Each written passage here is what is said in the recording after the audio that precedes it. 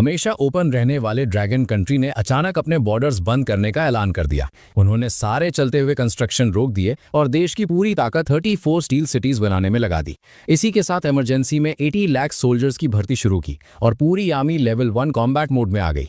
इतने तगड़े एक्शन से वेस्टर्न कंट्रीज की टेंशन बढ़ गई, पर वो ड्रैगन कंट्री का असली इरादा समझ नहीं पाए। वो बस अपना विरोध जताते रहे और मीडिया के थ्रू अटैक करते रहे। देखते ही देखते ड्रैगन कंट्री पूरे ब्लू स्टार का अकेला हॉट टॉपिक बन गया। पर बाहर वालों के सवालों और रुकावटों के आगे ड्रैगन कंट्री ने अपना पुराना शांत एटीट्यूड छोड़ दिया था। उन्होंने डायरेक्ट स्ट्रिक्ट एक्शन लिया और सारी रुकावटें रास्ते से हटा दी, क्योंकि ड्रैगन कंट्री को अचानक पता चला था कि एक हफ्ते बाद मिथोलॉजिकल एरा आने वाला है। उस टाइम अनगिनत गॉड्स और डीमंस ब्लू स्टार पर आक्रमण करेंगे। और ये होश उड़ा देने वाली खबर मेरे फोन के कचरा मैसेज से आई थी। मैसेज पर साफ लिखा था, टेल नंबर 8848 यूजर कांग्रेचुलेशंस, आपको मिथोलॉजिकल एरा आने से पहले का इकलौता क्लोज्ड बीटा टेस्टिंग क्वालिफिकेशन मिल गया है। पहला रिचार्ज 648 का करें और लेजेंडरी प्रोफेशन पाएं। ये फालतू मैसेज देकर मैं इसे बिना सोचे डिलीट करने ही वाला था, पर अगले ही सेकंड फोन मेरे कंट्रोल से बाहर हो गया और उसने गेम डाउनलोड करके ओपन कर दिया। मैं अपनी उंगलियां दबा दबा कर थक गया, पर कोई फायदा नहीं हुआ। क्या फोन में वायरस आ गया है? जैसे ही मैं इसे स्विच ऑफ करके रीस्टार्ट करने वाला था, अचानक मेरे फोन से एकदम सॉलिड और दमदार म्यूजिक बजने लगा और अगले ही पल तरह तरह के अजीब और खतरनाक बीस्ट्स मेरे सामने स्क्रीन पर आने लगे। इसकी एकदम रियल और मस्त ग्राफिक्स देकर मैं वहीं का वहीं सुनना पड़ गया। मैं अभी सोच ही रहा था कि ये गेम तो वाव से भी बढ़िया है, तभी फोन पर एक और नोटिस आया, रिस्पेक्टेड बीटा प्लेयर, कांग्रेचुलेशंस, आपने बीटा क्वालिफिकेशन एक्टिवेट कर लिया है। ये गेम मिथोलॉजिकल एरा के हेवनली टाओ कॉन्शियसनेस ने खुद बनाया है। ये ब्लू स्टार के लोगों के बचने का आखिरी मौका है। ध्यान दे, मिथोलॉजिकल एरा ठीक एक हफ्ते बाद आएगा। 7 दिन बाद बीटा क्वालिफिकेशन वापस ले लिया जाएगा और गेम पूरी तरह बंद हो जाएगा। प्लेयर्स के इन गेम कैरेक्टर की पावर 100% उनकी रियल लाइफ बॉडी में आएगी, पर पहले 6 दिन हर दिन कैरेक्टर के बेसिक स्टैट्स का सिर्फ एक हिस्सा यानी 10% ही फीडबैक मिलेगा, जब तक कि 7वें दिन की सुबह पूरी पावर ना मिल जाए। ये एक के बाद एक आने वाले प्रॉम्प्ट्स देखकर मेरा दिमाग घूम गया। क्या सच में ये गेम रियल है? खैर, मैं वेला ही था तो मैंने सोचा चलो ट्राई करके देखते हैं और मैंने खेलना शुरू कर दिया। इस गेम की स्टोरी ऐसी थी कि एलियन बीस्ट्स ने इंसानों पर आक्रमण कर दिया है और इंसान प्रोफेशंस अवेकन करके उनसे लड़ते हैं।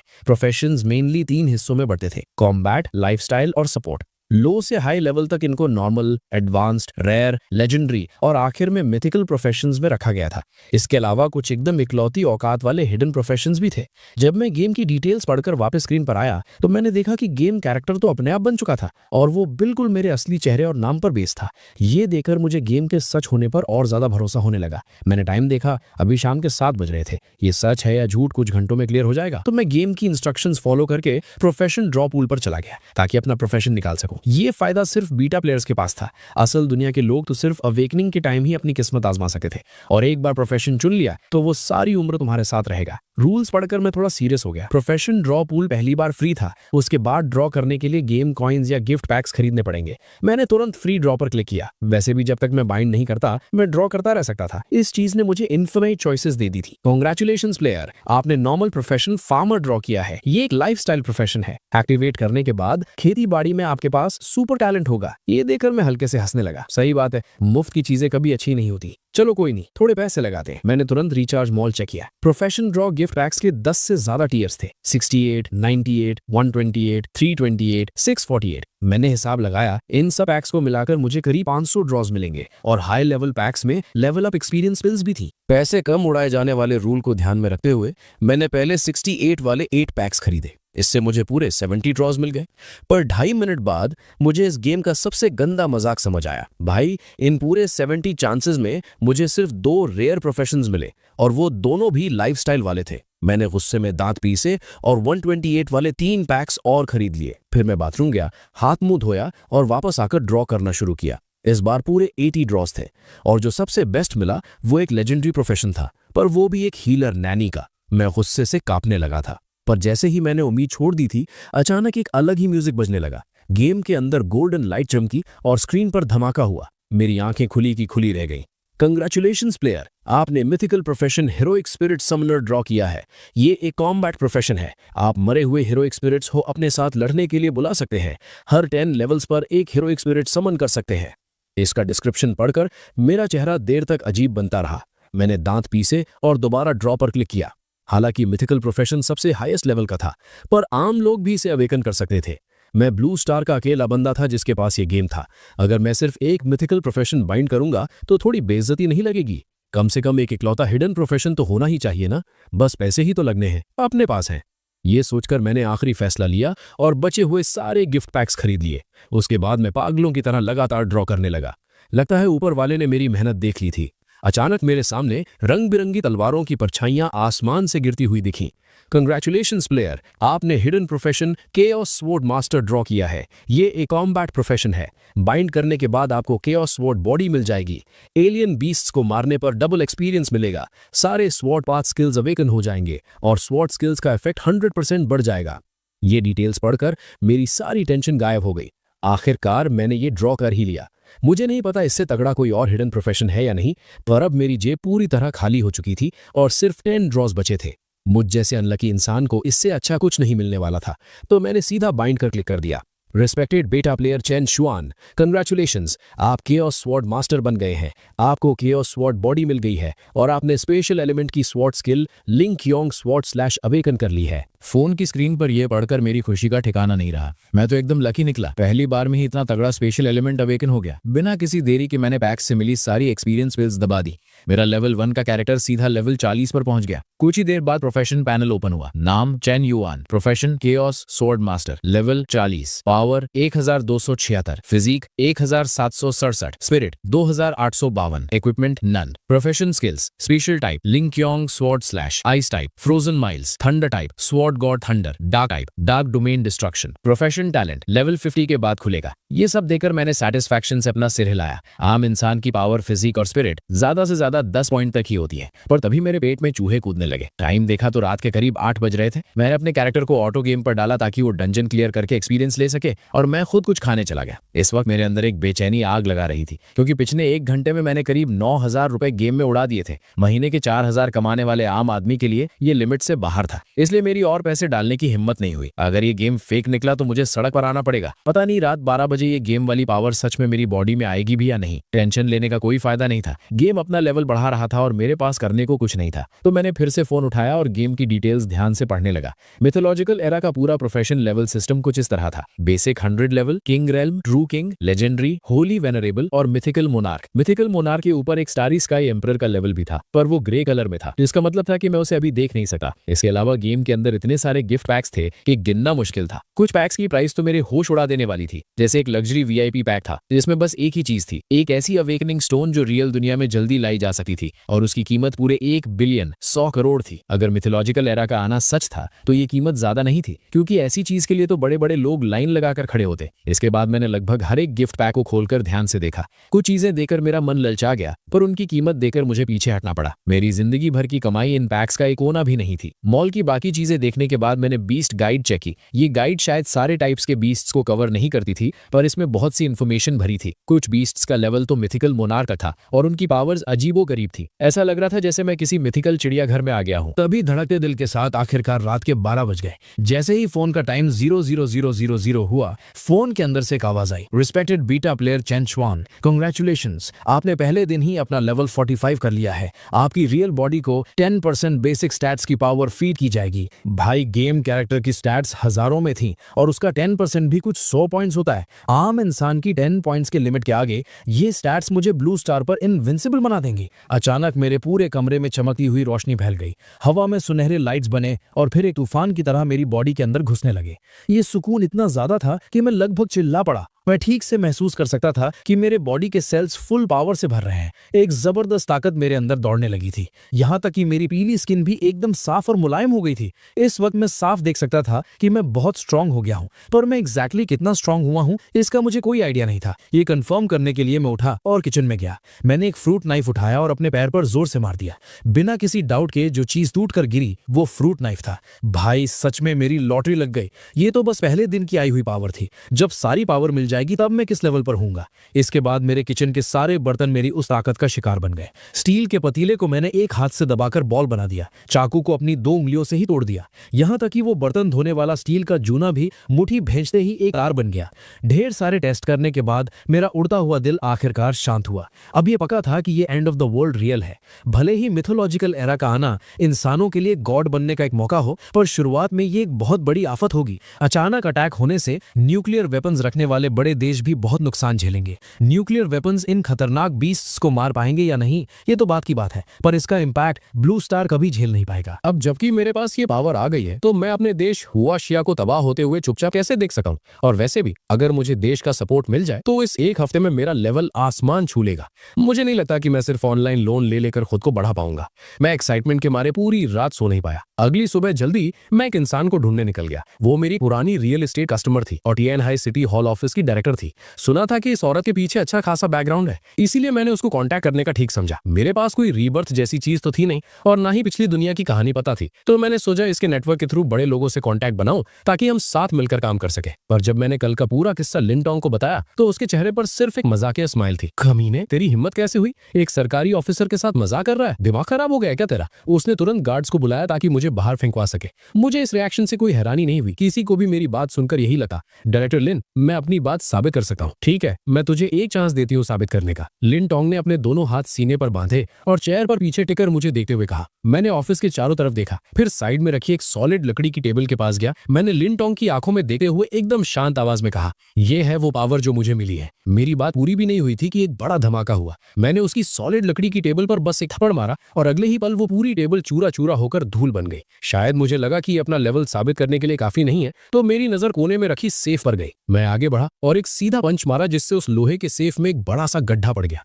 अगर मुझे इस बिल्डिंग को गिराने का डर न होता तो मैं उस पूरी दीवार को ही उधेड़ देता। ये देखकर लिन टोंग की आंखें फटी की फटी रह गई और उसके चेहरे पर टेंशन के पसीने दिखने लगे। बड़े बैकग्राउंड से होने की वजह से उसको पता था कि आज की दुनिया में कुछ मार्शल आर्टिस्ट एग्जिस्ट करते हैं। उसने खुद उन लोगों को देखा था जो अकेले 10 आम लोगों को पीट कर रख देते थे, पर उनकी पावर मेरे इस लेवल के आगे कुछ नहीं थी। जब वो चुप रही तो मुझे लगा कि उसके दिमाग में अभी भी डाउट है। मैं तुरंत उसके पास गया और बोला, इस ऑफिस में मैं ठीक से पावर दिखा नहीं पाऊंगा। मेरे पास जो की और ताकत है वो इससे कहीं ज्यादा डेंजरस है। मेरी बात सुनकर लिन टोंग की सांसें तेज हो गईं। जो पावर मैंने अभी दिखाई थी वो लोगों को डराने के लिए काफी थी, पर वो सिर्फ मेरी पावर का छोटा हिस्सा था। अगर चेन शुआन के पास सच में इतनी पावर है तो इसका मतलब उसका मिथोलॉजिकल एरा के आक्रमण वाला सच भी रियल है। ये समझने के बाद लिन टोंग का चेहरा डर और सवालों से भर गया। अगर मैं तेरी बात मान भी लूं तो तेरा असली मकसद क्या है? मेरा प्लान है कि मैं देश के साथ मिलकर काम करूं। भले ही टाइम सिर्फ एक हफ्ता बचा है, पर पूरे देश की ताकत लगाकर एक हफ्ते में भी बहुत कुछ उखाड़ा जा सकता है। मेरी बात सुनकर लिन टोंग ने थोड़ा दिमाग लगाया और देर तक सोचने के बाद आखिरकार उसने अपनी डेस्क से फोन उठाया और कॉल लगा दी।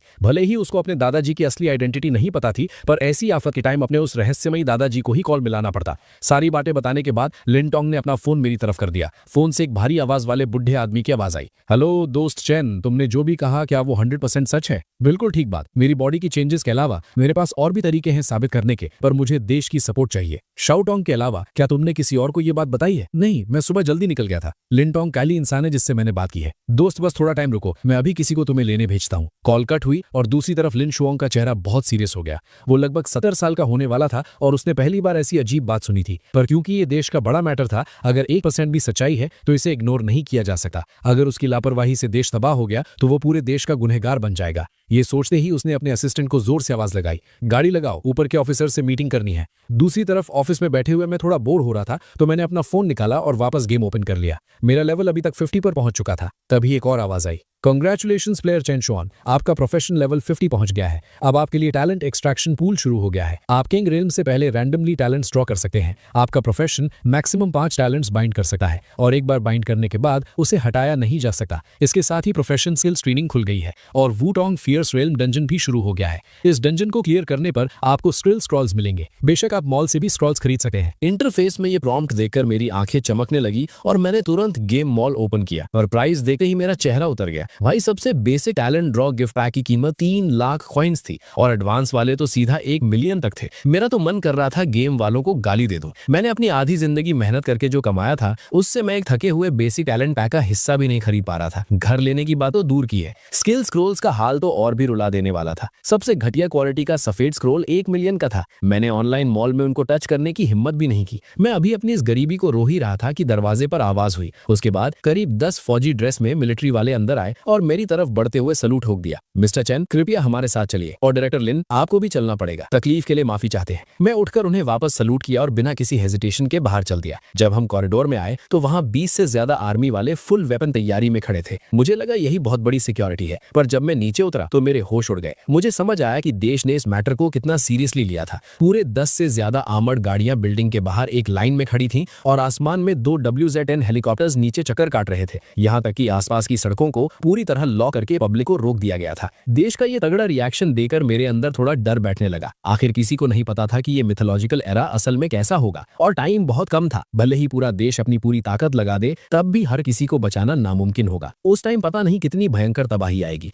गाड़ी में बैठते ही मैं आने वाली इस आफत को रोकने के प्लान सोचने लगा। सोचकर हंसी आती है कि कुछ दिन पहले मैं एक छोटा सा ऑफिस वर्कर था और अब मैं देश के सबसे बड़े कामों की टेंशन ले रहा था। जिंदगी सच में बहुत अजीब है। इस तरह लगभग 1 घंटा बीता और गाड़ी रुकी। एक सॉलिड बॉडी वाला आदमी हमारी तरफ आया। मिस्टर चैन, मैं ईस्टर्न मिलिट्री रीजन का कमांडर लिन जैन ये हूँ। बिना घुमाए फिरा के बात करूंगा। हम चाहते हैं कि आप कुछ टेस्ट्स में हमारा साथ दे ताकि हम आपकी बातों को कंफर्म कर सके। मुझे इसमें कुछ अजीब नहीं लगा। इतना बड़ा देश का मामला सिर्फ मेरी बातों पर तो ठीक नहीं मान सके। उसके बाद लिन जैन ये मुझे एक बड़े से हॉल में ले गए। उस हॉल के अंदर पहले से ही ढेर सारे टेस्टिंग मशीन्स और दर्जनों रिसर्च एक्सपर्ट्स तैयार थे। लिन जैन ये ने ढेर सारे टॉप लेवल के लोगों को एक सीक्रेसी एग्रीमेंट साइन करवाया और फिर बोले, मिस्टर चैन, ये है dragon country academy of sciences के एकेडमिशियन ये शेंग। ये आके टेस्ट सुपरवाइज करेंगे। थोड़ी देर की फॉर्मेलिटीज के बाद व्हाइट लैब कोट पहने ये शेंग ने थोड़ी दूर रखे एक सॉलिड स्टील डमी की तरफ इशारा करके मुझे बोला, मिस्टर चैन, कृपया अपनी पूरी पावर और की लगाकर इस डमी पर अटैक करें। मैंने ठीक है कहकर सिर हिलाया और चुपचाप उस डमी के पास चला गया। इस वक्त वहां खड़े हर एक इंसान ने अपनी सांस रोक ली थी और वो मेरी तरफ बिना पलके झपकाए देख रहे थे। यहाँ तक कि कैपिटल में बैठे ड्रैगन कंट्री के टॉप ऑफिशियल्स भी शांति से लाइव स्क्रीन देख रहे थे। अचानक एक जोर का धमाका हुआ। कान बहरे कर देने वाली आवाज के बाद जब सबने ध्यान से देखा तो उन्हें दिखा कि वो डमी मेरे एक ही अटैक से चूरा चूरा हो चुका था। यहां तक कि उसने पीछे वाली दीवार में भी एक बड़ा सा गड्ढा कर दिया था। इस पल में आकर लिन जानिए को असलियत समझ आई कि मैंने उसके ऑफिस की टेबल तोड़ते वक्त अपने पंच को कितना ज्यादा कंट्रोल करके रखा था। डेटा कैसा है? होश में आते ही ये शन ने जल्दी से पूछा। बेसिक पावर 5 टन यानी कि 5000 kg से ज्यादा है। सिर्फ इस एक लाइन ने वहां मौजूद सभी लोगों को चुप करा दिया। मैं इंसान हो ही नहीं सकता, ये ख्याल वहां सबके दिमाग में एक साथ आया। वहां जितने भी लोग थे वो सब बड़ी पोस्ट और स्टेटस वाले थे और उन सबको पता था कि एंशिएंट मार्शल आर्ट्स जैसी कोई चीज दुनिया में होती है। उनकी जानकारी के हिसाब से मैक्स की, भले ही कोई कितना भी टॉप लेवल का एंशिएंट मार्शल आर्टिस्ट क्यों ना हो, उसकी बेसिक पावर भी कभी 1 टन यानी कि 1000 kg से ज्यादा नहीं हो सकती थी। और ऐसे एंशिएंट मार्शल आर्टिस्ट्स गिनती के ही होते हैं। हर एक का पूरा रिकॉर्ड देश के पास होता है। ये टेस्टिंग पूरा 1 घंटा चली। उसके बाद मुझे लिन जियान ये एक ऑफिस में आराम करने के लिए ले गए। ऑफिस में सिर्फ मैं और लिन जियान ये थे। तुरंत उन्होंने एक एन्क्रिप्टेड लैपटॉप निकाला और मेरे सामने रख दिया। मिस्टर चैन, कमांडर्स आपसे बात करेंगे। ये सुनते ही मेरा चेहरा एकदम सीरियस हो गया। मैंने जल्दी से अपने कपड़े ठीक किए। स्क्रीन कनेक्ट हुई और उसमें मुझे वो सारे बूढ़े लोग दिखे जिन्हें मैं अक्सर टीवी पर देखता था। इन्हें सामने देखकर मैं अंदर ही अंदर फुल एक्साइट हो गया। मैंने तुरंत खड़े होकर उन्हें सल्यूट मारा। Commander sir. नंबर 1 कमांडर ने एकदम प्यार से स्माइल की। कॉमरेड चन श्वान, हेलो, टेंशन मत लो, फ्री होके बैठो। क्या तुम हमें पूरी सिचुएशन थोड़ा डिटेल में समझा सकते हो? मैं धीरे से बैठ गया और फिर मैंने शुरू से लेके एंड तक पूरी कहानी उन्हें सुना दी। कुछ देर बाद लैपटॉप से फिर से हैरानी भरी आवाजें आने लगी। यहाँ तक कि लिन जियानिए, जिसने अभी मेरी खतरनाक ताकत अपनी आंखों से देखी थी, उसकी भी आंखें फटी की फटी रह गई। तुम्हारा मतलब है कि जो पावर तुम्हें अभी मिली है वो तुम्हारी बेसिक स्टैट्स का सिर्फ एक हिस्सा यानी 10% है? एक आवाज आई। हाँ, मैंने जवाब दिया। इस एक हफ्ते के अंदर हर दिन मुझे मेरी टोटल स्टैट्स का एक हिस्सा मिलता रहेगा। ये सुनकर सारे कमांडर्स के चेहरे थोड़े सीरियस हो गए। नंबर 1 कमांडर ने फिर से पूछा, कॉमरेड चन श्वान, मैंने सुना है कि तुम्हारे पास इस इंसिडेंट को साबित करने के और भी तरीके हैं। देश के उन बड़े लीडर्स की नजरों में मैंने जो पावर दिखाई थी वो इस बात को साबित करने के लिए काफी थी, पर क्योंकि ये पूरे देश के फ्यूचर का सवाल था, उन्हें बहुत फूंक फूंक कर कदम रखना था। सीधे शब्दों में कहूं तो उन्हें मुझसे कुछ और ज्यादा ठोस सबूत चाहिए थे ताकि उन्हें पूरी तसल्ली हो सके। आखिर एक बार उन्होंने फैसला ले लिया तो पूरा देश आने वाले कुछ ही दिनों में पूरी तरह से पलट जाएगा। इसमें लगने वाला पैसा और जो नुकसान उठाना पड़ेगा उसका कोई अंदाजा नहीं लगा सकता था। ये सब देखकर मैं भी उन ऊपर वालों की टेंशन समझ रहा था, तो मैंने तुरंत गेम का मॉल ओपन किया। कमांडर्स, गेम के अंदर सच में कुछ ऐसी चीजें हैं जो प्रूफ दे सकती हैं। बस इन गिफ्ट पैक्स का प्राइस, ये बोलते हुए मैं शर्म से अपना सिर खुजाने लगा। मेरी ये हालत देखकर वो सारे कमांडर्स हंसने लगे। वहां का वो सीरियस और भारी माहौल अचानक से थोड़ा हल्का हो गया। जियान ये कॉमरेड चंद शुआन ने देश पर भरोसा किया है तो देश भी उसे मायूस नहीं करेगा। जाओ इसका इंतजाम करो। Yes commander. लिन जियान ये ने हल्के से सिर हिलाया और तुरंत अपना फोन उठाकर एक कॉल लगाया। लिन जियान ये ने मुझसे मेरा बैंक अकाउंट नंबर तक नहीं पूछा। मैं समझ गया था कि देश ने मेरी पूरी कुंडली पहले ही निकालकर छान मारी थी। आज के दिन शायद लिन जियान ये को मेरे बारे में मुझसे ज्यादा पता था और थोड़ी ही देर में पूरे 10 लाख रुपए मेरे अकाउंट में जमा हो गए। मैंने भी बिना किसी देरी के सीधा गेम में वही गिफ्ट पैक खरीद लिया जो मैंने पहले से चुना हुआ था। अचानक से एक व्रूम की आवाज आई और मेरे सामने की हवा एकदम से मरोड़ने लगी और फिर एक बहुत ही सुंदर और पुरानी सी तलवार मेरे सामने हवा में प्रकट हो गई। ये देखकर पास खड़े लिन जियान ये के होश उड़ गए। इतने पास से अगर मैं उस पर हमला करता तो उसे चिल्लाने तक का मौका नहीं मिलता। लिन जियान ये तो एकदम अलर्ट हो गया था, पर वो सारे कमांडर्स उस हवा में तैरती तलवार को देखकर दंग रह गए थे। मैंने तुरंत उन्हें समझाया, ये गेम का एक वेपन है। ये लेवल 5170 वाला स्पिरिट ग्रेड का हथियार है। ये इतना तेज है कि आम बुलेट प्रूफ गाड़ियां भी इसका एक बार नहीं झेल पाएंगी। सच तो ये है कि मैंने खुद कभी ऐसा हथियार नहीं चलाया था, इसलिए मैंने बहुत संभाल कर बात की थी। ये सुनकर वो कमांडर्स एक तरफ शॉक में थे तो दूसरी तरफ उन्होंने तुरंत मीटिंग बंद करके आपस में बात करने का फैसला किया। अगर पहले दिखाई हुई पावर्स ने उन्हें थोड़ा डाउट में रखा था तो इस तलवार के प्रकट होने के तरीके ने उनका इरादा एकदम पक्का कर दिया। कॉल कट हो गई और मैंने भी आखिरकार सुकून की सांस ली। भले ही मैं अब आम इंसान नहीं रहा था, पर उन बड़े बुजुर्ग लीडर्स के सामने बैठकर मेरी हालत थोड़ी टाइट हो रही थी। आखिर हर कोई पहली बार देश के बड़ों से थोड़ी ना बात करता है। इस खाली टाइम का फायदा उठाते हुए मैंने फिर से अपना फोन निकाला और गेम ओपन कर लिया। डोंगकोंग मिलिट्री रीजन आने से पहले मैं पहले ही अपने कैरेक्टर को वुटोंग फियर्स रियल्म डंजन में ट्रायल के लिए भेज चुका था। इसी बीच मेरा लेवल भी 52 तक पहुंच गया था। सिर्फ 1 घंटे में 2 लेवल बढ़ गए। लगता है इस वुटोंग फियर्स रियल्म में आम डंजन से कहीं ज्यादा एक्सपीरियंस मिलता है। पता नहीं जब असली मिथोलॉजिकल एरा सच में आएगा तो असली दुनिया में ये डंजन्स किस शक्ल में होंगे। 1 घंटे बाद वीडियो कॉल फिर से कनेक्ट हुई। सारे कमांडर्स के चेहरे बहुत गंभीर थे। नंबर 1 कमांडर तो बस मुझे ही घूरे जा रहे थे। कमांडर चेन शुआन, मीटिंग में ये डिसाइड हुआ है कि देश अब एक मिथोलॉजिकल स्पेशल ब्यूरो बनाएगा जो सीधा ड्रैगन कंट्री कैबिनेट के कंट्रोल में रहेगा। इसके डायरेक्टर तुम होगे और कॉमरेड लिन जियान ये डेप्यूटी डायरेक्टर बनेंगे। इस ब्यूरो का HQ अभी के लिए डोंगफेंग बेस में ही होगा। तुम और लिन जियान ये आपस में बात करके इसका पूरा सिस्टम बनाओ और हमें रिपोर्ट दो। इसके साथ ही ये पहला ऑर्डर है, अगले 1 हफ्ते तक देश का हर काम इस ब्यूरो के लिए रास्ता छोड़ेगा ताकि हम आने वाली आफत का सामना कर सके। और तुम्हारा अगले कुछ दिनों का सबसे बड़ा काम ये है कि गेम में अपना लेवल जितना हो सके ऊपर ले जाओ। जितने भी पैसे लगेंगे वो सब देश के खजाने से आएंगे। ये सब सुनकर तो मेरे दिमाग का दही हो गया। मैं तो बस देश का सपोर्ट चाहता था ताकि अपनी ताकत बढ़ा सकूं और उन्हें बस आने वाली तबाही के बारे में बताना चाहता था। ये अचानक मैं डायरेक्टर कैसे बन गया? ये पूरे ड्रैगन कंट्री के फ्यूचर का मामला था। इतना बड़ा बोझ मुझ जैसे एक छोटे ऑफिस वर्कर के लिए। मेरी जगह कोई और होता तो उसके होश उड़ जाते। मुझे थोड़ा हिचकिचाते हुए देखकर कमांडर ने एकदम पक्के इरादे के साथ दोबारा कहा, कॉमरेड चैन शुआन, तुम्हें खुद की औकात कम आंकने की जरूरत नहीं है। तुम्हें जो ब्लू स्टार का इकलौता क्लोज्ड बेटा क्वालिफिकेशन मिला है वो अकेले ही साबित करता है कि तुम आम इंसान नहीं हो। देश को तुम पर पूरा भरोसा है तो तुम्हें भी खुद पर भरोसा रखना होगा। इन 2 बातों ने मेरे दिल में एक आग सी लगा दी। मेरी रगों में अचानक से एक नया जोश दौड़ने लगा। कमांडर्स, मैं ड्रैगन कंट्री के लिए लड़ने में अपनी पूरी जान लगा दूंगा। मेरा ये सॉलिड कॉन्फिडेंस देकर बाकी कमांडर्स की आंखों में भी मेरे लिए तारीफ छलक रही थी। वीडियो कॉल कट हो गई। लिन जियान ये जो बड़ी जल्दी अपने नए रोल में सेट हो गए थे, उन्होंने सीधा मुझसे पूछा, डायरेक्टर, कमांडर्स ने हमें प्लान बनाने को कहा है और टाइम बहुत कम है। ये सुनकर मैंने थोड़ी देर दिमाग लगाया। रास्ते भर जो मेरे दिमाग में टूटे फूटे आइडियाज चल रहे थे उन सबको एक साथ जोड़ा और धीरे से बोला, जहां तक मुझे पता है जैसे ही मिथोलॉजिकल एरा आएगा शुरुआत में ही हम पर एलियन बीस्ट्स का हमला होगा। पर अगर हम शुरुआत के इस बीस्ट टाइड यानी जानवरों के हमले को झेल गए तो हमें थोड़ा सा टाइम मिल जाएगा खुद को डेवलप करने का। इसके अलावा मिथोलॉजिकल एरा के आते ही मिथोलॉजिकल दुनिया की पूरी की तूफान की तरह ब्लू स्टार में घुस आएगी, जिसकी वजह से ब्लू स्टार के सारे जानवर और पेड़ पौधे भी म्यूटेट यानी भयंकर रूप ले सके हैं। लिन जियन ये के माथे पर टेंशन की सिलवटें पड़ गईं। ये हालत उनके सोचे हुए लेवल से कहीं ज्यादा खतरनाक थी।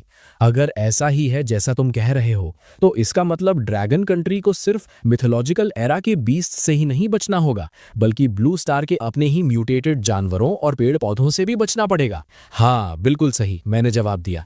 यहाँ आते वक्त मैं इस बारे में ही सोच रहा था। मैंने दिमाग में एक बेसिक प्लान सेट कर लिया है। पहला पॉइंट ये है कि हमें बहुत बड़े लेवल पर आर्मी में भर्ती करनी होगी ताकि मिथोलॉजिकल एरा की आफत का सामना किया जा सके, क्योंकि ये कोई छोटी मोटी लड़ाई नहीं होने वाली। हमारे ड्रैगन कंट्री को लगातार नई आर्मी और फोर्स की जरूरतें पड़ेंगी। दूसरा पॉइंट, देश से प्यार करने वाले जितने भी लोग बाहर हैं यानी ओवरसीज हैं, उन सबको वापस बुला लिया जाए, और जिन्हें बाहर की हवा ज्यादा पसंद है उनके साथ कोई जबरदस्ती मत करो। मिथोलॉजिकल एरा शुरू होने से ठीक 2 दिन पहले ड्रैगन कंट्री को अपने सारे बॉर्डर्स पूरी तरह बंद करने होंगे। तीसरा पॉइंट, हर स्टेट की मेन सिटी को अपना बेस बनाया जाए। छोटी सिटीज को बड़ी सिटीज के साथ जोड़कर पूरे 34 डिफेंस जोन्स बनाए जाएं, और उसके बाद सारी पब्लिक को सेफ तरीके से इन डिफेंस जोन्स के अंदर शिफ्ट किया जाए। इसके साथ ही हर डिफेंस जोन में 2 लाख सोल्जर्स तैनात किए जाएं। हमें की एनर्जी डिटेक्ट करने वाले सेंटर्स भी बनाने होंगे ताकि हमें जल्दी से जल्दी पता चल सके कि ये खतरनाक बीस्ट्स कहां छुपे बैठे हैं। चौथा पॉइंट,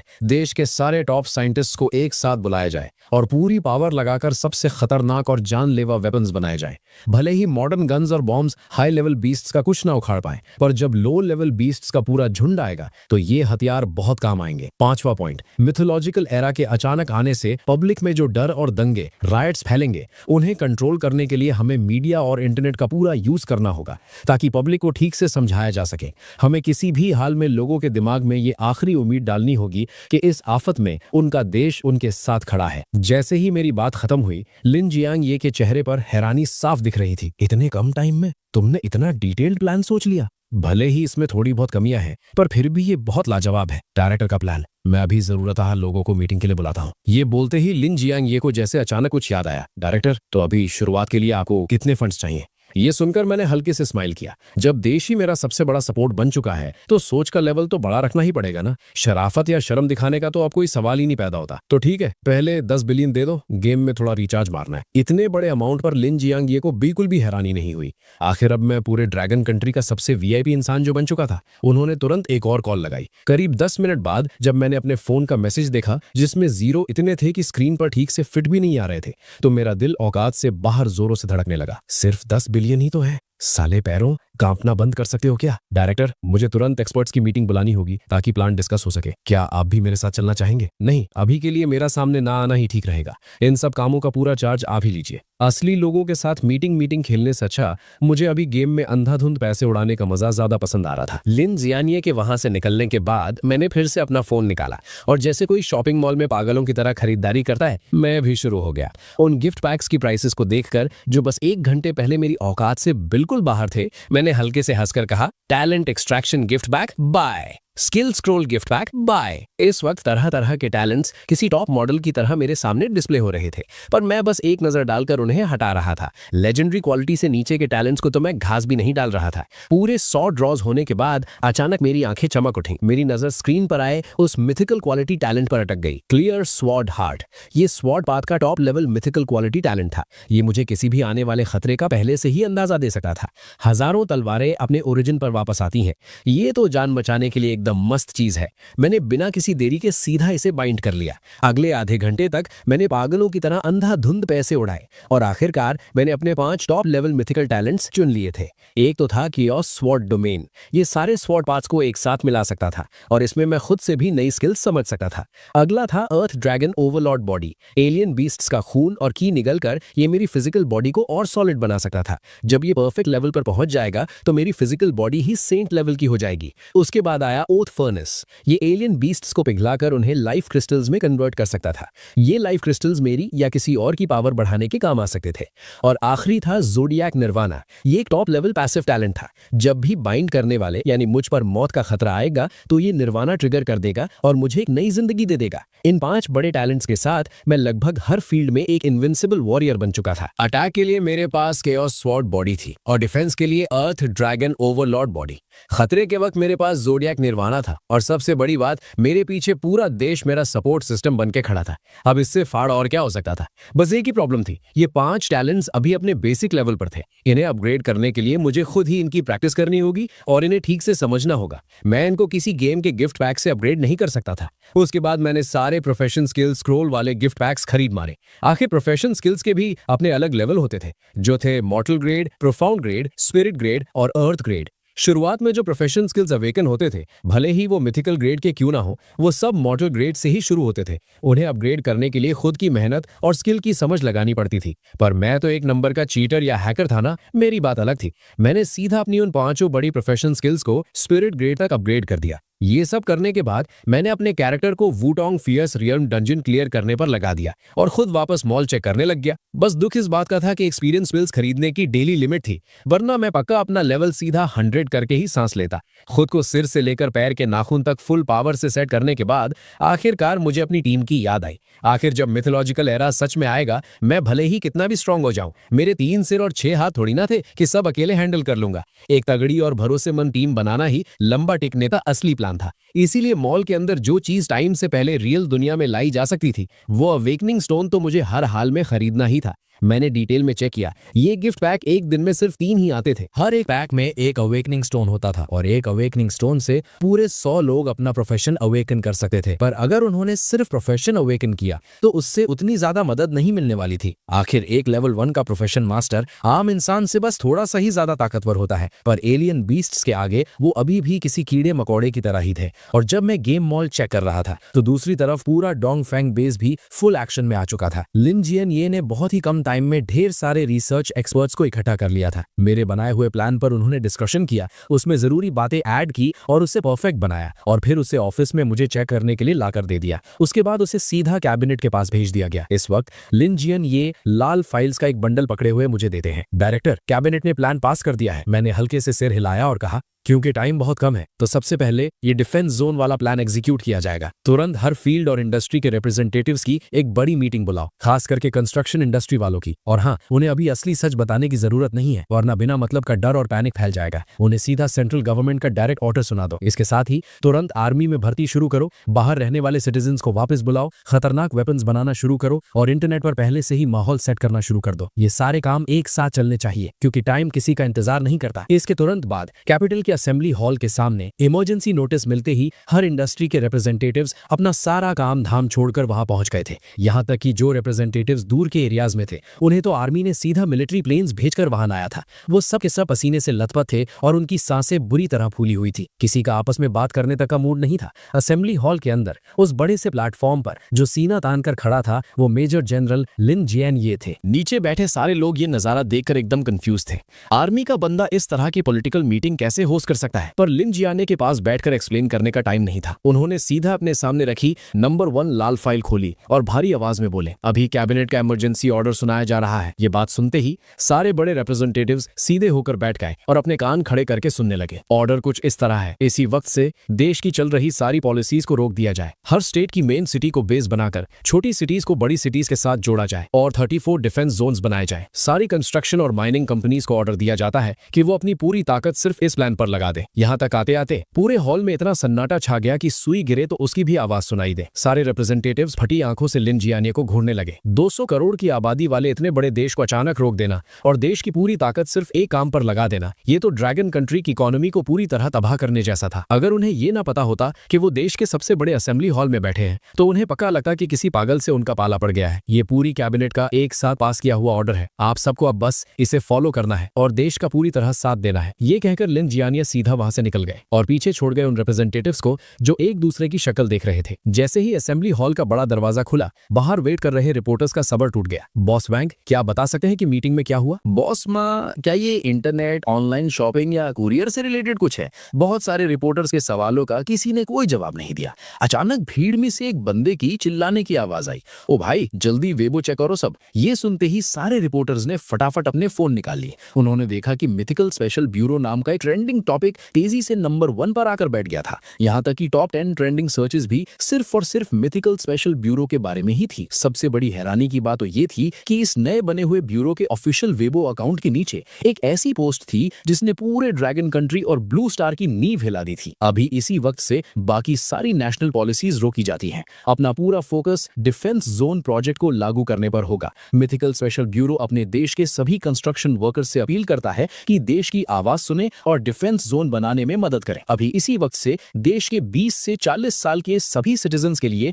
आर्मी रिक्रूटमेंट खुल चुकी है। टारगेट 80 लाख नई फोर्स बनाने का है। एक्स आर्मी वालों को पहली प्रेफरेंस मिलेगी। मिथिकल स्पेशल ब्यूरो जोशीले जवानों से आर्मी ज्वाइन करने की अपील करता है। मिथिकल स्पेशल ब्यूरो सभी बाहर रहने वाले देशभक्तों को तुरंत देश वापस आने का आदेश देता है। बहुत जल्द ड्रैगन कंट्री पूरी तरह सील हो जाएगा। अगर वापस नहीं आए तो अपनी जान के जिम्मेदार तुम खुद होगे। ये सारे फैसले ड्रैगन कंट्री के नंबर 1 कमांडर की कैबिनेट और मेरी यानी मिथिकल स्पेशल ब्यूरो के चीफ की अप्रूवल के बाद सबकी सहमति से पास हुए हैं। इन्हें तुरंत लागू किया जाए। ये पोस्ट आते ही बड़े बड़े मीडिया हाउसेज ने इसे दबा के शेयर किया। कुछ ही मिनटों में व्यूज 10 करोड़ क्रॉस कर गए और कमेंट्स 10 लाख से ज्यादा हो गए। ओ भाई, ये आखिर हो क्या रहा है? क्या वॉर शुरू होने वाली है? 20 साल का सिंगल लौंडा आर्मी ज्वाइन करने के लिए अप्लाई कर रहा है।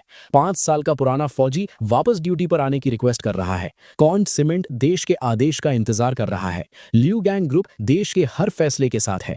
MCC ग्रुप जनता की सेवा के लिए तैयार है। एक ही पल में इन कमेंट्स ने पूरे देश वालों का दिल छू लिया और जो पीछे छुपे हुए दुश्मन थे उनकी तो पैंट गीली कर दी। सिर्फ वो एक जैसी यूनाइटेड आवाज सुनकर ही किसी के भी रगों में खून खौल उठे। भले ही उन्हें अभी तक इसके पीछे का असली रीजन नहीं पता था, भले ही इससे उनका ब्राइट फ्यूचर बर्बाद हो सकता था, यहाँ तक कि उनकी जान भी जा सकती थी, फिर भी एक सिंगल बंदे ने देश के फैसले पर सवाल नहीं उठाया। ये थी हमारी ह्यूएक्शिया की यूनिटी। ये थी ड्रैगन की असली पावर। देश के अंदर पब्लिक का जोश एकदम हाई था, पर दूसरी तरफ वो खुद को फ्री बोलने वाले कंट्रीज शॉक में सुन पड़े थे, क्योंकि अगर यही सब उनकी जमीन पर हो रहा होता तो यूनाइटेड सपोर्ट की तो दूर की बात है। लगता है अनगिनत लोग सड़कों पर उतर आते प्रोटेस्ट करने, यहाँ तक कि दंगे फसाद भी शुरू हो जाते। उसी वक्त ईगल कंट्री के व्हाइट हाउस के अंदर वो सुनहरे बालों वाला लौंडा डोनाल्ड गुस्से से फट रहा था। व्हाट द फक, ये ड्रैगन कंट्री आखिर करना क्या चाहता है? 80 लाख की नई आर्मी तो चलो ठीक है, पर उन्होंने अपने बॉर्डर सील करके सारा ट्रेड रोक दिया है। क्या वो लोग वर्ल्ड वॉर 3 शुरू करना चाहते हैं? पता लगाओ, अपनी सारी पावर लगा दो और मुझे पता करके दो। और जो देश हमारे ड्रैगन कंट्री के दोस्त थे उन्होंने भी लगातार नंबर 1 कमांडर को कॉल लगाया और उन्हें बस एक ही जवाब मिला, नो कमेंट्स। दोस्ती का फर्ज निभाते हुए नंबर 1 कमांडर ने उन्हें इशारा जरूर दिया। दुनिया एक ऐसी तबाही का सामना करने वाली है जो पहले कभी नहीं आई। मेरे दोस्तों, बेहतर होगा तुम लोग जल्दी से जल्दी अपनी तैयारी शुरू कर दो। ये वार्निंग जल्दी ही बाकी देशों तक भी पहुंच गई, पर उन कमीनों ने इसे हल्के में लिया। एक तो वो यकीन नहीं कर रहे थे और दूसरा अगर उन्होंने यकीन कर भी लिया होता ना, तब भी उनकी औकात नहीं थी ये सब करने की। हर किसी देश के पास हमारे ड्रैगन कंट्री जैसा जिगरा और इन्फ्लुएंस थोड़ी होता है। डोनाल्ड तो अपने ट्विटर पर फॉलोअर्स बढ़ाने के लिए ट्वीट पेलने में लगा था। सब शांति रखो, ड्रैगन कंट्री को मेरे से ज्यादा बेहतर कोई नहीं समझता। वो पक्का कोई फेक माइंड गेम खेल रहे हैं ताकि ब्लू स्टार में भौकाल मचा सके। तुम लोग इनके जाल में मत फंसना। इंटरनेट पर तो आग लगी हुई थी, पर रियल लाइफ में सीन और भी ज्यादा फायर था। ड्रैगन कंट्री के सारे बड़े टीवी चैनल्स प्राइम टाइम पर लगातार मेरे मिथिकल स्पेशल ब्यूरो के आदेश चला रहे थे। जनता ने जैसे ही आदेश सुना तुरंत एक्शन मोड में आ गई। अनगिनत वर्कर्स अपना सामान बांधकर प्रोविंशियल कैपिटल्स की कंस्ट्रक्शन साइट्स पर निकल पड़े। सही उम्र वाले जवान और एक्स आर्मी वाले अपने परिवारों को अलविदा कहकर आर्मी ज्वाइन करने चल दिए। बाहर की कंट्रीज में जो हमारी एम्बेसीज थी उन्होंने रातों रात नोटिसेस निकाल दिए, हर जगह फैली हुई हमारी ड्रैगन कंट्री की जनता को वापस बुलाने के लिए। पर हमेशा कुछ नल्ली हड्डी वाले लोग होते ही हैं, वो अपने फॉरेन बापों के साथ मिलकर हमारा मजाक उड़ा रहे थे और पूरे कॉन्फिडेंस से भौंक रहे थे कि वो लोग कभी वापस नहीं आएंगे। डोंग फैंग बेस के एक मीटिंग रूम में लिन जियानिये ने टेबल पर हाथ मारते हुए पूछा, अभी इंटरनेट पर कैसा माहौल चल रहा है? इंटरनेट टीम के हेड ने सच सच बताया, देश के अंदर पब्लिक का जोश एकदम हाई है। जो थोड़ी बहुत नेगेटिव आवाजें उठ रही थी उन्हें हमने पहली फुर्सत में ही दबा दिया है। और रही बात बाहर की, तो ज्यादातर लोग हमें नीचा दिखाने में लगे हैं। यहाँ तक कि कुछ बड़े फाइनेंशियल मगरमच्छ इस मौके का फायदा उठाकर हमारी इकोनॉमी से पैसा छापने की प्लानिंग कर रहे हैं।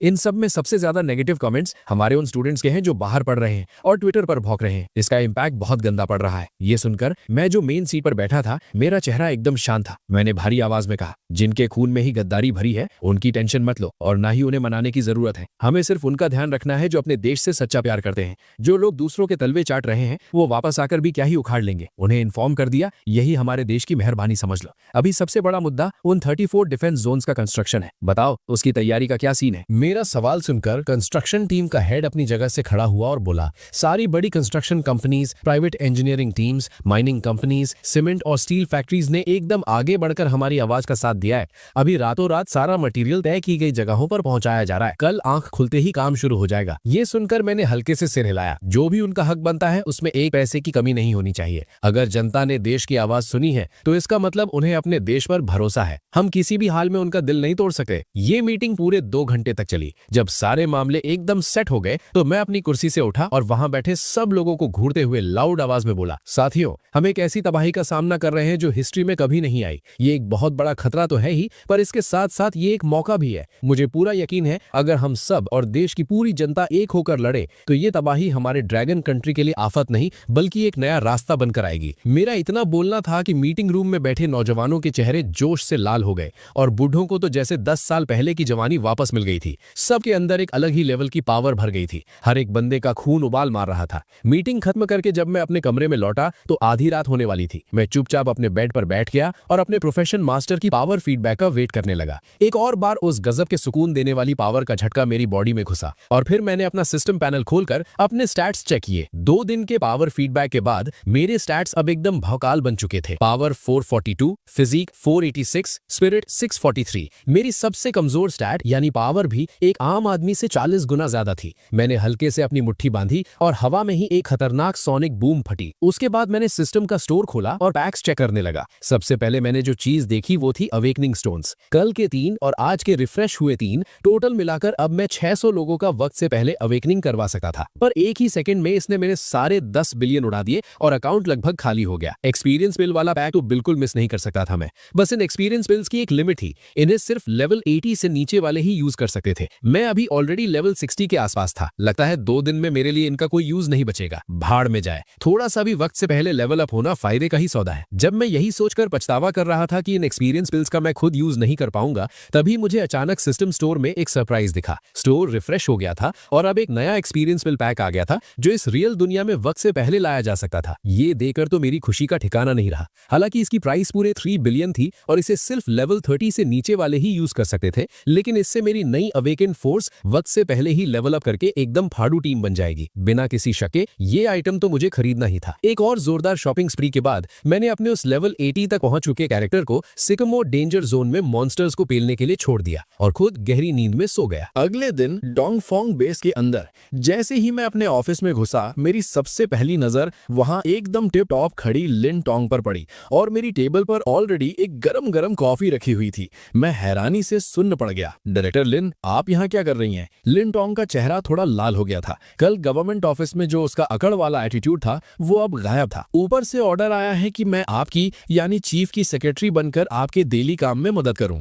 मैंने कॉफी का कप उठाया और एक सिप लिया। मेरे दिमाग में छलका, इनका रोल कितनी जल्दी बदल गया भाई। पर खैर, आज मैं जिस पोजीशन पर था उसमें लिन टोंग का बहुत बड़ा हाथ था। लगता है आगे आने वाले दिनों में मुझे इस लड़की का थोड़ा ज्यादा ध्यान रखना पड़ेगा। डायरेक्टर लिन, आप खुद को एज अ सेक्रेटरी ट्रीट मत कीजिए। मेरी इस बात में छुपे हुए मीनिंग को पकड़कर लिन टोंग हल्के से मुस्कुराई। चाहे डायरेक्टर बनूं या सेक्रेटरी, एंड में दोनों काम तो ड्रैगन कंट्री की सेवा के लिए ही है ना। उसकी बात सुनकर मुझे अचानक रियलाइज हुआ कि इस सीरियस टाइम पर उसके साथ फ्लर्ट करना शायद थोड़ा ओवर हो गया था। मैंने तुरंत अपना चेहरा सीरियस किया और टॉपिक चेंज कर दिया। एक काम है जो आपको अभी करना है। तुरंत डायरेक्टर लिन को इन्फॉर्म करो। उन्हें कहो कि पूरे देश के सबसे best of the best special forces commandos को जमा करें।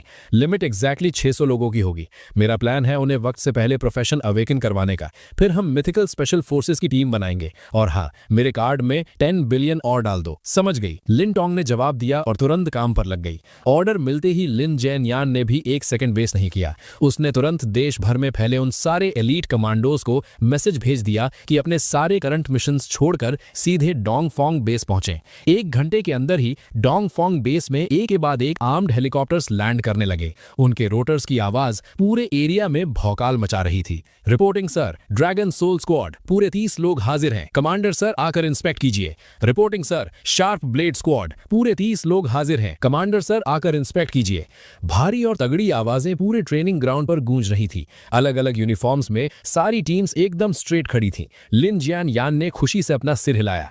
तुम लोग सोच रहे होगे कि तुम्हें अचानक यहाँ क्यों बुलाया गया है। मैं तुम्हें बताता हूँ। हमारा हुआक्सिया और इनफैक्ट पूरा ब्लू स्टार एक ऐसी तबाही का सामना करने वाला है जो पहले किसी ने नहीं देखी। हमारे आने वाले दुश्मन की औकात हमारी सोच से भी बड़ी है और तुम वो लोग हो जो चुने गए हो उस दुश्मन का सामना करने वाले सबसे पहले योद्धा बनने के लिए। मुझे बताओ, क्या तुम्हारे अंदर जिगरा है? Yes sir. उनकी खतरनाक दहाड़ से जैसे आसमान फट गया हो। बहुत बढ़िया, मुझे बस यही आग चाहिए थी तुमसे। मेरे पीछे आओ। अंडरग्राउंड बेस के अंदर मैं और लिन टोंग वहां उनका इंतजार कर रहे थे। हमारे साथ कुछ एक्सपर्ट्स भी थे जो उनका ब्लड सैंपल लेने आए थे ताकि उस पर रिसर्च कर सके। उसके बाद एक के बाद एक सारी टीम्स परफेक्ट सिंक में हॉल के अंदर घुसी। उनके सामने जो नजारा था उसे देखकर उनके अंदर हैरानी थी, पर किसी एक बंदे की आंख इधर से उधर नहीं हिली जब तक कि लिन जियान यान चलकर मेरे पीछे आकर खड़ा नहीं हुआ। उन टॉप कमांडोज के चेहरे पर फाइनली थोड़ा शौक दिखाई दिया। ये कल का लौंडा मेजर जनरल लिन जियान यान से भी ऊपर की पोस्ट पर कैसे बैठा है? मैं उनकी फटी हुई आंखों को घूरते हुए बड़े आराम से बोला, मेरा नाम चेन शुआन है, उम्र 22 साल, मिथिकल स्पेशल ब्यूरो का चीफ और मिथिकल स्पेशल फोर्सेस का कैप्टन। अभी इसी वक्त से तुम्हारी पुरानी रैंक्स और स्क्वाड्स खत्म। अब तुम मिथिकल स्पेशल फोर्सेस के मेंबर्स हो। तुम्हारी पावर बाकी किसी भी आर्मी यूनिट से ऊपर होगी और तुम सबको डायरेक्ट मेजर का रैंक दिया जाएगा। तुम लोग ड्रैगन कंट्री की वो फ्रंट लाइन फोर्स बनोगे जो एलियन रेसेस का सामना करेगी। इसका खतरा तुम्हारे पिछले किसी भी मिशन से 1000 गुना ज्यादा होगा। अगर किसी को पीछे हटना है तो वो अभी दरवाजा निकल सकता है। एक बंदा अपनी जगह से नहीं हिला। सारे स्पेशल फोर्सेस कमांडोज एकदम मूर्ति की तरह खड़े थे, मेरी आंखों में एकदम फुल कॉन्फिडेंस के साथ झांक रहे थे। ये देखकर मैं सैटिस्फाइड हो गया और मैंने हाँ में सिर हिलाया। फिर मैंने अपना हाथ हवा में घुमाया और अचानक 6 बड़ी बड़ी पत्थर की चट्टानें जिन पर अजीब से सिंबल्स बने थे हॉल के बीच में प्रकट हो गई। हवा में से अचानक पत्थर आते देख मौत से खेलने वाले इन खतरनाक कमांडोज की भी आंखें फटी की फटी रह गई। बस उनकी खतरनाक विल पावर ने किसी तरह उन्हें चिल्लाने से रोक लिया था। उसके बाद मेरे ऑर्डर पर सबने एक लाइन बनाई और अवेकनिंग रूम के आगे खड़े हो गए। सबसे पहला बंदा जो आगे आया वो था शार्प ब्लेड का कैप्टन जिया पिंगवू। वो इन कमांडोज के बीच भी एब्सोल्यूट बॉस था। मैंने देखा कि जिया पिंगवू ने अपने छाले पड़े हुए चौड़े हाथ को अवेकनिंग स्टोन पर रखा। ओम, एक जोरदार साउंड आई और उसी पल उस पत्थर पर बने वो अजीब सिंबल्स जैसे जिंदा होकर चमकने लगे। एक मस्त पर्पल लाइट ने पूरे हॉल को अपने अंदर लपेट लिया। फिर जिया पिंगवू की बॉडी उस लाइट के ककून में कवर हो गई और एकदम चमकने लगी। बाकी कमांडोज ये जादू जैसा सीन देखकर अपना कंट्रोल खो बैठे और हैरानी से चिल्लाकर बातें करने लगे। यहाँ तक कि लिन जियान ये और लिन टोंग जिन्होंने मेरी फाड़ू पावर देखी थी वो भी होश उड़ाए खड़े थे। सिर्फ मैं था जो हल्के से मुस्कुरा रहा था। क्या बात है, पहले ही बंदे ने लेजेंडरी प्रोफेशन अवेकन कर लिया। सच में शार्प ब्लेड का कैप्टन कहलाने के लायक है। भले ही अभी मेरी पूरी बॉडी के आइटम्स मिथिकल लेवल के थे, पर रियल लाइफ में मिथिकल प्रोफेशन पाना प्रैक्टिकली नामुमकिन था। लेजेंडरी प्रोफेशन मिलना भी लाखों में एक था। एक आम आदमी के लिए तो एडवांस प्रोफेशन मिलना ही बहुत बड़ी बात थी। कुछ देर बाद वो चमक गायब हो गई। जिया पिंगवू के चेहरे पर एकदम खतरनाक खुशी थी और वो पीछे चलकर आया। अपने प्रोफेशन को अवेकन करते ही उसे अंदर से फील हो रहा था कि वो कितना पावरफुल हो गया है। वो अपने पहले वाले वर्जन से कम कई गुना ज्यादा ताकतवर था। कौन सा प्रोफेशन मिला तुम्हें? मैंने जिया पिंगवू की तरफ देखकर पूछा। हालांकि मैं उस लाइट के कलर से प्रोफेशन का लेवल समझ गया था, पर ये नहीं देख सकता था कि एग्जैक्ट प्रोफेशन कौन सा है। जिया पिंगवू ने जरा सा भी टाइम वेस्ट नहीं किया, एकदम स्ट्रेट खड़ा हुआ और सल्यूट मारते हुए बोला, रिपोर्टिंग सर, मैंने combat type legendary profession awaken किया है, होली कॉम्बैट वॉरियर। मैंने तारीफ करते हुए सिर हिलाया। बहुत सही, जाओ साइड में जाके एक्सपर्ट्स के साथ उनकी रिसर्च में मदद करो। फिर मैं बाकी कमांडोज की तरफ घुमा और जोर से चिल्लाया, नेक्स्ट। ये प्रोफेशन अवेकनिंग का सीन पूरे 2.5 घंटे चला। मेरे लिए सबसे मस्त सरप्राइज ये था कि उन 600 स्पेशल फोर्सेज में से 20 लोगों को लेजेंडरी प्रोफेशन मिला। रेयर प्रोफेशन वाले लगभग 200 थे और बाकी सबको मिनिमम एडवांस्ड प्रोफेशन मिला था। ऊपर से उन सबको ऑलमोस्ट कॉम्बैट टाइप प्रोफेशन ही मिले थे। सिर्फ कुछ ही लोग ऐसे थे जिन्हें सपोर्ट टाइप मिला। लेकिन इन सब में जिसने मेरा सबसे ज्यादा फोकस खींचा वो था ड्रैगन सोल स्पेशल स्क्वाड का कैप्टन ये वेन ताओ। उसने एक लेजेंडरी हिडन प्रोफेशन अवेकन किया था, होली एरे मास्टर। ये कॉम्बैट टाइप प्रोफेशन था जिसमें एरे फॉर्मेशंस के लिए एक्सट्रीम लेवल का टैलेंट था। फॉर्मेशन सेट करने की उसकी स्पीड किसी भी नॉर्मल एरे मास्टर से कई गुना तेज थी और जो एरेज वो बनाता था उनकी डिस्ट्रक्टिव पावर अलग ही लेवल पर थी। अभी के टाइम में हमारे ड्रैगन कंट्री के लिए इस प्रोफेशन की इंपॉर्टेंस मेरी पावर के बाद सेकंड नंबर पर थी, क्योंकि आखिर में अगर ये वेन ताओ के बनाए हुए एरेज की सिक्योरिटी मिली तो ड्रैगन कंट्री के 34 डिफेंस जोन्स की सेफ्टी डबल ट्रिपल हो जाएगी। अगर वो एरेज हाई लेवल मॉन्स्टर्स को पूरी तरह रोक नहीं भी पाए तब भी कम से कम मेरे वहां पहुंचकर बचाने के लिए वक्त तो निकाल ही लेंगे। उसके बाद मैंने स्टोर से खरीदी हुई एक्सपीरियंस विल्स निकाली और उन सब में बांध दी। जैसे उन सब ने वो खाकर अपना लेवल अप किया, मैं उनके सामने खड़ा हुआ और जोरदार आवाज में बोला, साथियों तुम्हें क्या लगता है, क्या तुम पावरफुल हो? यस सर, एक एक कमांडो ने फाड़ आवाज में चीख कर जवाब दिया। एक आम आदमी या यहाँ तक कि पूरे ब्लू स्टार के लिए हाँ तुम लोग सच में भौकाल हो, लेकिन हमारे फ्यूचर के दुश्मनों के आगे तुम अभी भी नल्ले हो, एकदम की कीड़े मकोड़ों से भी ज्यादा कमजोर। मेरे इतना बोलते ही मैं सच में फील कर सकता था कि उनके चेहरों पर गुस्सा और हम किसी से कम नहीं वाला एटीट्यूड आ गया था। लेकिन उनका ये झूठा कॉन्फिडेंस तोड़ने के चक्कर में मैंने अपने बोलने का तरीका जरा भी सॉफ्ट नहीं किया, क्योंकि अब वो मिथिकल स्पेशल फोर्सेस के मेंबर्स थे, इसलिए उनका पूरा हक बनता था असली रियलिटी जानने का। 5 दिन बाद, या स्ट्रिक्टली बोलूं तो ठीक 4.5 दिन बाद, मिथिकल एरा इस ब्लू स्टार पर उतर आएगा। उस वक्त जिन राक्षसों से तुम्हारा पाला पड़ेगा उनकी साइज हजारों मीटर्स लंबी होगी। अब बताओ, क्या अभी भी लगता है तुम भौकाल हो? मेरी आवाज गूंजते ही सारे मेंबर्स के होश उड़ गए। उनके चेहरों पर सख्त डर साफ दिख रहा था। भले ही उन्होंने मौत का खेल खेला हुआ था, और आज जब उन्होंने इस रुला देने वाली सच्चाई को सुना तो उन सब की पैंट गीली हो गई। मेरी उम्मीद है कि तुम लोग अपने अंदर के इस घमंड और जल्दबाजी को दबा दोगे और खुद की ट्रेनिंग को आग लगा दोगे। ये अचानक मिली पावर से चौड़े मत घूमना। तुम सब हमारे ड्रैगन कंट्री की आखिरी उम्मीद हो। तुम ही इस जनता की बुनियाद हो। फिर मैंने जो मॉन्स्टर एनसाइक्लोपीडिया तैयार करके रखी थी वो उनके हाथों में पकड़ा दी। अब आगे का सुनो। मुझे घंटा फर्क नहीं पड़ता कि तुम इसे रटा मारते हो या किसी और तरीके से याद करते हो, पर इस बुक की हर इंफॉर्मेशन तुम्हारे दिमाग में प्रिंट हो जानी चाहिए। सोचो, अगर तुम्हारे सामने इनमें से कोई मॉन्स्टर आ गया तो तुम उसे टपकाने के लिए क्या करोगे? अपनी बात खत्म करके मैंने वहां और टाइम वेस्ट नहीं किया। मैंने ये वेंताओ को इशारा किया और लिन टोंग को लेकर वापस अपने ऑफिस निकल लिया, क्योंकि अब मेरे पास एक ऐसी चीज थी जो इस सब से भी कई मैंने पूछा, ये वेंताओ, तुमने कौन सा स्किल अवेकन किया है? ये वेंताओ ने कड़ी आवाज में जवाब दिया, रिपोर्टिंग चीफ, मैंने legendary skill Bafang sword array awaken किया है। ये सुनते ही मेरी आंखों में एक सुनहरी चमक आ गई। बाफांग स्वॉर्ड एरे, इस स्वॉर्ड फॉर्मेशन की पावर एकदम भौकाल होती है। हमारे डिफेंस जोन्स की सिक्योरिटी के लिए इससे बढ़िया कुछ और हो ही नहीं सकता था। मैंने तुरंत ऑर्डर दिया, इस बाफांग स्वॉर्ड एरे को सेट करने के लिए क्या क्या मटेरियल्स चाहिए, फटाफट एक लिस्ट बना कर दो। जैसे ही लॉजिस्टिक्स डिपार्टमेंट वो सामान जमा कर लेगा, तुम तुरंत 34 डिफेंस जोन्स में जाओगे और इस फॉर्मेशन को सेट करोगे। टाइम बहुत कम है, अभी के अभी निकल जाओ। ये वेंताओ ने कड़क सल्यूट मारा और बोला, यस सर, और तुरंत वहां से निकल गया। तभी लिन टोंग मेरे पास दौड़ते हुए आई और बोली, चीफ, एक प्रॉब्लम आ गई है जिसे शायद आपको खुद आके हैंडल करना पड़ेगा। मैं थोड़ा कंफ्यूज हो गया। सारे मेन अरेंजमेंट्स तो लगभग सेट हो चुके थे, अब अचानक ऐसी क्या इमरजेंसी आ गई? उसने आगे बताया, आपके पिताजी जिद पर अड़े हैं कि उन्हें आर्मी ज्वाइन करनी है। उन्होंने तो ड्राफ्ट ऑफिस वालों के साथ लगभग हाथापाई ही कर दी थी। जब से मैं स्पेशल ब्यूरो का चीफ बना था, मेरे माँ बाप को सीक्रेटली प्रोटेक्ट किया जा रहा था। उन्हें मेरी ये नई पावर्स और इस नई लाइफ के बारे में कुछ भी पता नहीं था। देश की ये लेटेस्ट भर्ती सिर्फ 40 साल से कम उम्र वालों के लिए थी। मेरे पिताजी चैन ल्यूजन की उम्र तो कब की उस लिमिट को क्रॉस कर चुकी थी और उनका आर्मी ज्वाइन करने का जोश एकदम हाई था। आखिर वो 10 साल मिलिट्री में सर्व कर चुके वेटरन सोल्जर थे, इसीलिए ड्राफ्ट ऑफिस वाले भी उन्हें सख्ती से रिजेक्ट नहीं कर पा रहे थे। और मामला घूम फिर कर मेरी टेबल पर आ गया। कसम से उस पल मेरा दिमाग एकदम उड़ गया था। घर का मामला सुलझाना सबसे मुश्किल काम होता है। देश के रूल्स के हिसाब से मेरे बूढ़े बाप जो ऑलमोस्ट 50 साल के थे, उनकी कोई रिक्वायरमेंट नहीं थी। और अगर ओपनली सोचूं तो आने वाली ये जंग इतनी भयानक और खूंखार होने वाली थी कि मैं किसी भी कीमत पर अपनी फैमिली को इस तबाही से सेफ रखना चाहता था। असली बात तो ये थी कि ड्रैगन कंट्री में हम जैसे हजारों जवान खून वाले तैयार बैठे थे, तो फिर हम अपने बड़े बुजुर्गों को बॉर्डर पर मौत के मुंह में कैसे भेज सकते थे? अब उनका टाइम आराम करने का था। मैंने अपना सिर उठाया और लिन टोंग से पूछा, क्या और भी ऐसे वेटरन्स हैं जो जबरदस्ती भर्ती होने की डिमांड कर रहे हैं? वो थोड़ा हैरान होकर बोली, बहुत सारे सर। लोगों का जोश हमारी इमेजिनेशन से भी कहीं ज्यादा है, चाहे कोई भी उम्र हो। अगर कोई वेटरन सोल्जर है तो वो किसी न किसी तरह लाइन में लगकर आर्मी ज्वाइन करने को मर रहा है। ये सुनकर मेरा सीना गर्व से चौड़ा हो गया। क्या आग है मेरे देश वालों में। जब आम जनता की हिम्मत ऐसी हो तो ऐसी कौन सी आफत है जिसे हमारी ड्रैगन कंट्री हरा नहीं सकी? थोड़ी देर चुप रहने के बाद मैंने ऑर्डर दिया, ड्राफ्ट ऑफिस से कहो कि एक नोटिस पब्लिक करे और इस रूल के पीछे का एग्जैक्ट रीजन सबको क्लियर करे। इन वेटरन्स का दिल नहीं टूटना चाहिए। रही बात मेरे पिताजी की, मैं खुद उन्हें कॉल करके हैंडल करता हूँ। लिन टोंग ने सल्यूट करते हुए कहा, यस चीफ, और ऑर्डर मिलते ही निकल गई। मैंने आराम से अपना फोन निकाला और उन्हें डायल किया। फोन उठाते ही उस पार से वो जानी पहचानी बिंदास आवाज आई, ओए नालायक, आधे महीने से एक कॉल नहीं किया तूने? तो आसमान में उड़ रहा है क्या? कोई लड़की वड़की मिली या नहीं? उनकी बात सुनकर मेरी स्माइल निकल गई। बिल्कुल वही ओरिजिनल फ्लेवर। मैंने पूछा,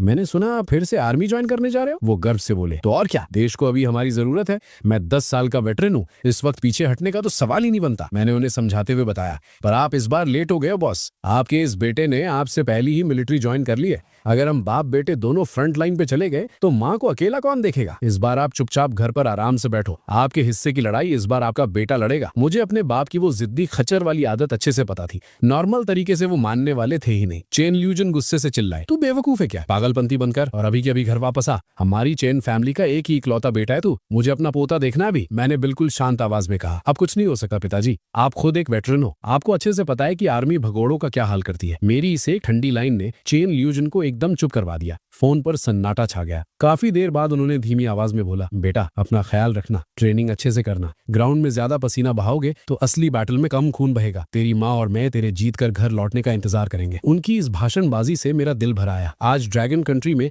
न जाने कितने माँ बाप अपने बच्चों को ठीक ऐसी ही नसीहतें दे रहे होंगे। शांति के दिनों में मिलिट्री ज्वाइन करना अलग बात थी, पर देश के इस लेवल के एक्शन को देखकर सबको पता लग गया था कि कोई भयानक महायुद्ध शुरू होने वाला है। और कौन सा माँ बाप अपने जिगर के टुकड़े को ऐसी जगह भेजना चाहेगा। मेरा दिल अंदर से दुखा। इस वक्त मैं पूरी ड्रैगन कंट्री का सबसे ताकतवर प्लेयर था। मेरे पास सिर्फ एक ही ऑप्शन था, जल्दी से जल्दी अपना लेवल इतना ऊपर ले जाना कि मैं देश के हर एक जवान की जान बचा सकूं। मैं इन्हीं ख्यालों में खोया था कि अचानक लिन टोंग का फोन बजा। उसने स्क्रीन देखी और उसके होश उड़ गए। वो घबराते हुए बोली, चीफ बहुत बड़ा कलेश हो गया है। हमारे एक फॉरेन स्टूडेंट को जो ईगल कंट्री में था, हमारी गवर्नमेंट ने उसे वापस बुलाने का ऑर्डर दिया था। उसने आने की पूरी प्लानिंग कर ली थी, पर वहां उन गोरों ने किसी न किसी बहाने उसको यहीं बंदी बना लिया है। मैं सच में हैरान था। बस एक अकेला स्टूडेंट ही तो है, उसके लिए उन्होंने इतना बड़ा ड्रामा क्यों शुरू कर दिया। लिन टोंग ने आगे बताया, चीफ आपको उसकी औकात नहीं पता। उसका नाम शाओ चन फेंग है। वो मेडिकल, बायोलॉजी और न्यूक्लियर एनर्जी की फील्ड का एक फरिश्ता है। इतनी छोटी सी उम्र में उसने world scientific research life time achievement award जीत लिया है।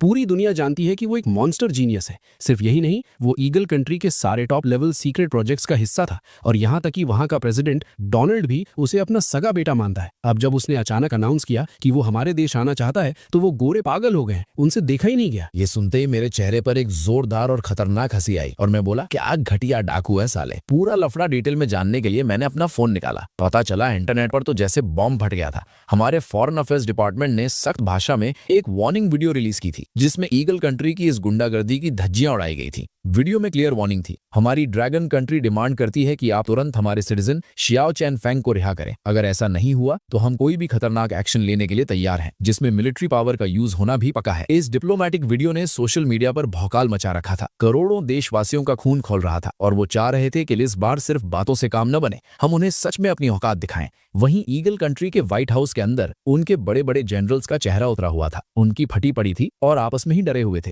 असली रीजन ये था कि एक तो शियाओ चैन फेंग उनके फायदे की बहुत बड़ी मशीन था, और दूसरा हमारी ड्रैगन कंट्री के अचानक इस खतरनाक रूप ने उन्हें अंदर तक हिला कर रख दिया था। उन्हें लगा था हम बस फेक नाटक कर रहे हैं, पर जब उन्होंने देखा कि हम असली गेम खेल रहे हैं तो उनकी हालत पतली हो गई। अब तो हर जगह से हमारे फॉरेन एम्बेसीज भी बंद होकर वापस आ रहे थे। उन्हें डर था कि कहीं सच में dragon country world war 3 season start ना कर दे। अगर शियाओ चैन फेंग सेफली घर वापस आ गया तो हमारी टेक्नोलॉजी रातों रात डबल हो जाएगी। वो लोग पास्ट में एक ऐसी बड़ी गलती पहले भी कर चुके थे और उसका अफसोस उन्हें अब तक था। तभी एक जहर सी ब्लॉन्ड सेक्रेटरी भागती हुई आई और बोली, मिस्टर प्रेसिडेंट, हमारी रिपोर्ट के मुताबिक ड्रैगन कंट्री के ईस्ट साइड की पूरी एयरक्राफ्ट कैरियर फ्लीट मूव कर रही है। उनका डायरेक्शन सीधा हमारी तरफ ईस्ट में है। प्रेसिडेंट डोनाल्ड ने गुस्से में गाली बकी, ओह शिट, और तुरंत अपने सारे चमचों के साथ सीधा कमांड रूम की तरफ भागा। इसी दौरान यहाँ बेस के अंदर मुझे भी नंबर 1 कमांडर का सीधा कॉल आ गया। कमांडर की आवाज आई, कॉमरेड चेंजवान, मुझे तुम्हें तुम्हारे काम के बीच डिस्टर्ब नहीं करना था, पर एक ऐसा मैटर आ गया है जिसमें सिर्फ तुम्हारी जरूरत पड़ेगी। नंबर 1 कमांडर की इतनी इज्जत वाली टोन सुनकर मैं थोड़ा शॉक्ड हो गया और बोला, कमांडर आपको ऐसी फॉर्मेलिटीज की जरूरत नहीं है, मेरा हर सांस ड्रैगन कंट्री के लिए है। उन्होंने बोला, तो फिर सीधे काम की बात पर आते हैं। शियाओ चैन केंग वाला केस तुमने सुन ही लिया होगा। कैबिनेट का ये डिसीजन है कि जब तक जरूरी ना हो हम इन गोरों के साथ कोई आमने सामने का युद्ध नहीं चाहते। हमें अपना सारा दिमाग अपनी डिफेंस सिटीज पर लगाना है। और सबसे बड़ी बात, हमारा मुख्य दुश्मन ये बाहर वाले लोग नहीं है, बल्कि अगले कुछ ही दिनों में स्टार्ट होने वाला मिथिकल एरा है। इसीलिए हमारी मांग है कि तुम सीक्रेटली बिना किसी ऑफिशियल टैग के जाओ और शियाओ चैन फेंग को निकाल कर लाओ। थोड़ा सोचने के बाद मैं सीरियस होकर बोला, कमांडर मेरे पास एक मस्त आइडिया है। हमने अभी अभी मिथिकल स्पेशल फोर्सेस बनाई है, क्यों ना इन ईगल कंट्री वालों पर उनकी लाइव प्रैक्टिस करवाई जाए। उन्हें ही भेजते हैं ये काम निपटाने।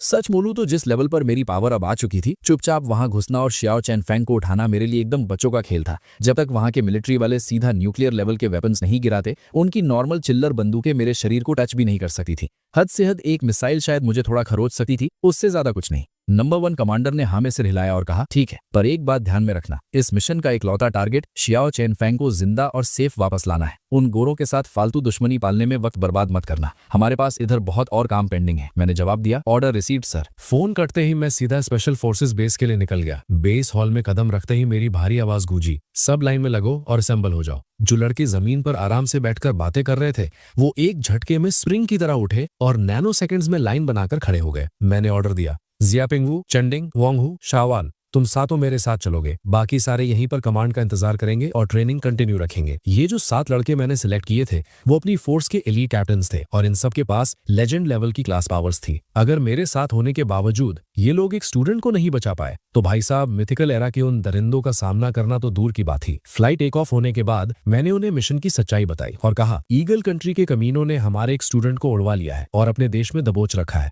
ऊपर से ऑर्डर है कि हमें उस बंदे को निकालना है। तुम्हारी क्लास अवेकनिंग के बाद ये पहला बड़ा टेस्ट है। ऐसा खेल खेलना कि मुझे उंगली तक उठानी ना पड़े। मेरी इस कड़क बात को सुनकर जिया पिंगवू और बाकी सारे चुप रहे, पर उन सब के अंदर जो जंग लड़ने की भूख और आग थी वो पूरे प्लेन में फील की जा सकती थी। कुछ घंटों बाद लगातार हवा में रहने पर ड्रैगन कंट्री का टाइम रात का हो चुका था। अचानक आसमान में उस प्लेन के अंदर बैठा हुआ मैं अपने अंदर लेवल्स बढ़ने का एक तगड़ा फीडबैक फील करने लगा। इस बार सिस्टम मेरी क्लास को लेवल 80 के पार पुश कर रहा था। मेरे पूरे जिस्म में की और पावर की ऐसी तूफानी बाढ़ आ गई कि मेरा दिमाग चक्कर खा गया। अगर मैं पूरी जान लगाकर उस उबलती हुई एनर्जी को कंट्रोल नहीं करता तो शायद ये फ्लाइट हवा में ही भस्म हो जाती। 10 मिनट बाद जब सिस्टम शांत हुआ, मैं अपने अंदर का वो आग उगलता हुआ पावर महसूस कर रहा था। मेरे चेहरे पर एक किलर स्माइल आ गई। इस लेवल पर मुझे ऐसी फीलिंग आ रही थी जैसे ब्लू प्लैनेट की एक घटिया ग्रेविटी मेरे ऊपर कोई असर नहीं कर रही है। मुझे सच में लग रहा था कि मैं आसमान में हवा के बीच आराम से चल सकता हूं। पर ऑब्वियस सी बात है, मैं उड़ते प्लेन से कूदकर ये मौत का खेल टेस्ट नहीं करना चाहता था। अगर थोड़ी सी भी कैलकुलेशन रॉन्ग हो गई तो सीधा यमराज से मिलूंगा। उसके तुरंत बाद मैंने अपना इन गेम इंटरफेस खोला और जो नए लिमिटेड टाइम शॉप पैक्स आए थे उन सबको दबादब खरीद लिया। लेवल कैप बढ़ते ही नए एक्सपीरियंस बिल्स 40 लेवल से सीधा अपग्रेड हो चुके थे और हाई लेवल एक्सपैक्स ने लिमिट को 80 से तोड़कर सीधा 100 तक पहुंचा दिया था। मैंने नॉन स्टॉप वो सारे एक्सपी आइटम्स दबाए और आखिरकार बूम, मेरा बेस लेवल एग्जैक्टली 100 हिट कर गया। मेरे चेहरे पर पूरा जोश था। खुशी जरूर थी पर मैं बिल्कुल ओवर कॉन्फिडेंट नहीं हुआ। मुझे मालूम था लेवल 100 तो सिर्फ बेस है, उसके ऊपर अभी बहुत तगड़े रम्स थे और जब गेम के अंदर के सारे मॉन्स्टर असलियत बनकर इस आने वाले मिथिकल एरा में घिरेंगे तो वो और भी फाड़ू लेवल्स के होंगे। मुझे ये गेम पूरी तरह से बंद होने से पहले खुद को और अपग्रेड करते रहना था। पर अगले ही सेकंड मेरे स्क्रीन पर आए एक नोटिफिकेशन ने मेरा सारा मूड चौपट कर दिया। डिंग, सिस्टम आपको लेवल 100 क्रॉस करने पर बधाई देता है। अब आप एक मुकम्मल केओस स्वॉर्ड मास्टर बन चुके हैं। अब से आगे आपका लेवल किसी भी आर्टिफिशियल आइटम या एक्सपीरियंस बिल से नहीं बढ़ेगा। चाहे आप गेम में कितने भी बॉस मार लें या रियल लाइफ में आने वाले मिथिकल एरा के दरिंदों को काट दें, आपको 0 एक्सपी मिलेगी। लेवल अप करने के लिए अब से प्लेयर को दुनिया के लॉज और उनके रूल्स को अपने सोल से समझना और फील करना पड़ेगा। ये लाइन पढ़ते ही मेरे चेहरे का रंग उड़ गया। मैं तो सपने देख रहा था कि मैं आसानी से इन आइटम्स और पैकेजेस का यूज करके सीधा लेजेंडरी सेंचुरी लेवल फान जाऊंगा या कम से कम ट्रू किंग की औकात तक तो पहुंच ही जाऊंगा। पर ये सारे उम्मीदों के सपने टूट चुके थे। वैसे सोचूं तो बात सही भी थी। अगर सिर्फ पैसे फेंककर या गेम खेलकर कोई इनविंसिबल गॉड बन जाता तो यूनिवर्स जिस लेवल की आफत लाने वाला था उसका क्या मतलब बचता। फिर भी ये लेवल 100 पर टच करना बाकियों के लेवल के हिसाब से एक अलग ही दुनिया थी। एक ठंडी आह भरने के बाद मैंने बचे हुए सारे स्किल स्क्रॉल पैकेजेस का लॉक खोला। मैंने अपने अवेकेंड 5 के 5 करियर स्किल्स पर वो स्क्रॉल्स ठेल दिए और उन सबको भी लेवल 100 तक छाप दिया। उसके बाद ही मैं शांत हुआ। हमारी फ्लाइट अब फाइनली समुंदर क्रॉस करके औकात वाले लोगों के देश ईगल कंट्री पहुंच चुकी थी। उस वक्त लॉस एंजलिस के आउटस्कर्ट एरिया की एक आलीशान कोठी में एक पतला और सीधा सा दिखने वाला जवान लड़का शांत खड़ा होकर वर्ल्ड मैप को घूर रहा था। बाहर से देखने पर कोठी एकदम आम लग रही थी, पर ग्राउंड के उस पूरे आंगन और डार्कनेस में सैकड़ों fully geared commandos heavy guns लेकर वहां किसी चिड़िया को भी उड़ने नहीं दे रहे थे। रूम के अंदर एक गोरी सुपर हॉट ब्लॉन्ड आइटम हाथ में 2 लाल वाइन के ग्लासेस लिए ठुमक ठुमक कर उस लड़के के पास चलकर आई। उसने प्यार से पूछा, मेरे जियाओ एक घूंट लेने का मूड है? जियाओ शेनफेंग ने अपना हाथ बढ़ाया और चुपचाप ग्लास पकड़ लिया। उसने एक भी शब्द नहीं कहा। उस गोरी औरत ने अपने लाल होठों से ग्लास को चिपकाया और एक आशिकाना मखमली आवाज में बोली, मेरे जियाओ तुम इतनी जिद क्यों करते हो ड्रैगन कंट्री वापस जाने की? यहाँ की लग्जरी में क्या बुराई है? यहाँ एक आजाद हवा है। अगर तुम हाँ कर दो तो एक सेकंड में तुम्हें ग्रीन कार्ड, डायरेक्ट $100 बिलियन और उसके साथ ये खूबसूरत आइटम हमेशा के लिए मिल जाएगी। अचानक से उसने अपना पूरा जिस्म उसके पास सरका दिया। अगर वहां किसी नॉर्मल बंदे का दिमाग होता तो वो कब का पिघलकर घुटने टेक चुका होता, पर हमारा जियाओ शेनफेंग तो किसी साधु बाबा से कम नहीं था, एकदम इमूवेबल। जियाओ शेनफेंग ठंडे दिमाग से बोला, तुम लोग इन बातों को नहीं समझ सकते। देश का रिश्ता अलग होता है। तुम लोग ने मेरी बॉडी को तो इस कमरे में बंद करके रखा है, पर तुम मेरे रूह पर कब्जा नहीं कर सकते। वो लिलिया नाम की आइटम कुछ और नाटक करके उसे पटाने की कोशिश करने ही वाली थी कि अचानक बूम, आसमान फाड़ने वाली एक चिल्लाहट और तूफानी आवाज गूंजी। उसकी तुरंत बाद गोलियों की बरसात और लोगों की माँ बहन की गालियां शुरू हो गईं। बाहर अंधेरे में खड़े कमांडोज अपनी अंधी राइफल्स उठाकर बिना सोचे समझे फायर कर रहे थे। हालांकि उन्होंने सबसे महंगे थर्मल ग्लासेस पहने थे, फिर भी उन्हें डार्कनेस में घंटा कुछ नहीं दिख रहा था। सूश सूश सूश, हवा फाड़ते हुए लगातार पत्थर फेंकने की आवाजें आई। सारे कमांडोज की फट के हाथ में आ गई जब उन्होंने अपनी मोटी मोटी आंखों से देखा कि भारी मिट्टी के साथ बड़े बड़े लकड़ी के पेड़ उनके ऊपर मिसाइल की तरह बरस रहे थे। और इससे पहले कि उन्हें छुपने का टाइम मिलता, हवा में साए जैसे दिखने वाले शैडोज उनकी औकात के बाहर स्पीड पर उनके ठीक आगे आकर रुके। बैम! फ्रंट में खड़े एक लीडर शख्स ने इतनी गंदी ताकत से पंच मारा कि उस पूरी कोठी की दीवार फाड़कर वहां एक छेद हो गया। सारे सिक्योरिटी गार्ड्स डर के मारे चिल्लाए, ओ माय गॉड, ये किस कैटेगरी के राक्षस है। यहां तक कि उन एलीट फोर्स वालों के सामने जो फिगर्स खड़ी थीं, उनकी ताकत के आगे वो सारे मक्खी मच्छर बराबर थे। ये फिगर्स की आने वाली शॉक वेव ही इतनी डेंजर थी कि वो सारे आसानी से धूल चाटने लगे। पलके झपकते ही सारे सिक्योरिटी गार्ड्स या तो अनकॉन्शियस पड़े थे या फिर एक्टिंग करके मरने की नाटक कर रहे थे। उसके तुरंत बाद मैं हीरो की जैसी एंट्री मारते हुए पीछे हाथ रख के उस टूटे कमरे के अंदर चलाया। कोठी के अंदर बाकी पर्सनल गार्ड्स डर के मारे कांपते हुए अपनी राइफल्स मेरी छाती पर एम कर चुके थे। वो चिल्लाकर बोले, शिट, तुम लोग हो कौन? एक स्टेप और आगे रखा तो गोलियों से भून डालूंगा। मैंने उसके डरपोक वार्निंग्स को कचरे में डालकर ठंडा रिस्पॉन्स दिया और जियाओ चेनफेंग की तरफ देखते हुए बोला, मिस्टर जियाओ, चलिए, आपको घर वापस ले जाने आए हैं। ये बातें सुनते ही जियाओ चेनफेंग की एकदम आंसू और इमोशन से हालत पतली हो गई। वो स्ट्रिक्ट जिस्म का लड़का हिलती हुई हालत में कांपने लगा और चेहरे पर आंसू लिए पूरी ताकत से मुझसे हाँ में सर हिलाया। उनकी अप्रूवल देखते ही बूम, मैंने अपना स्किल चलाया, पर देखने वालों को ऐसा फील हुआ जैसे मैं अपनी जगह पर खड़ा ही हूं। सिर्फ हवा का झोंका सा उड़कर कमांडोज के ठीक सामने पहुंचा। इससे पहले कि वो गोरी फौज एक ट्रिगर खींचती, वो हवा में उड़े और पत्तों की तरह उड़कर बाहर जा गिरे। वो पास खड़ी हॉट लिलिया चुड़ैल की तरह चिल्लाई, हे भगवान, और तुरंत जमीन पर ठंडी पड़कर बेहोश हो गई। मेरे पास उन फालतू कैरेक्टर्स को भाव देने का एक सेकंड का भी टाइम नहीं था। मैंने एक साइन किया और मेरी स्क्वाड उस जियाओ चेनफेंग को कवर करके काली रात में इनविजिबल हो गए। ये पूरा बवाल मचने से लेकर हमारा निकलना सिर्फ 3 मिनट के अंदर एग्जीक्यूट हुआ था। ध्यान रहे, हम इस चुगलखोर ईगल कंट्री के बिल्कुल दिल और सेंटर में खड़े थे। अगर उन लोग को सॉलिड न्यूज मिलती तो उनका पूरा बैकअप भयानक एटम बॉम्ब वाला वेपन उनके घर में भी फोड़ देते। मुझ पर उन बॉम्ब का एक कौड़ी का फर्क नहीं पड़ने वाला था, पर मेरी बाकी टीम वहां राख बन सकती थी।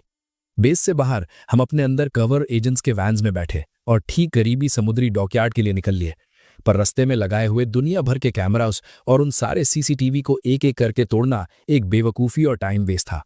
अटैक की खबर गोली से भी तेज स्पीड से फैली। लॉस एंजल्स में पड़े सारे आर्मी और लोकल पुलिस रोड पर उतर चुके थे। हाईवेज बैरिकेड कर दिए गए। सबसे भयानक न्यूज एंकर भी गाड़ियां भगाकर ये स्पाइसी कवर करने निकल लिए।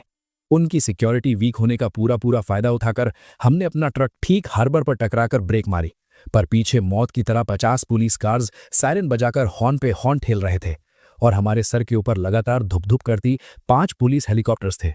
मैंने इस मौत वाले सर्कल के चारों ओर का स्कैनर लिया और ऑर्डर दिया, जियाओ पिंगवू, तुम सारे लोग आगे बढ़ो और मिस्टर जियाओ को सेफ उस शिप में लॉक करो। जियाओ पिंगवू ने यह सुनते ही अपना चेहरा उतारा और शक्ल पलट ली। वो मेरी पोजीशन और असलियत को क्लियर जानते थे।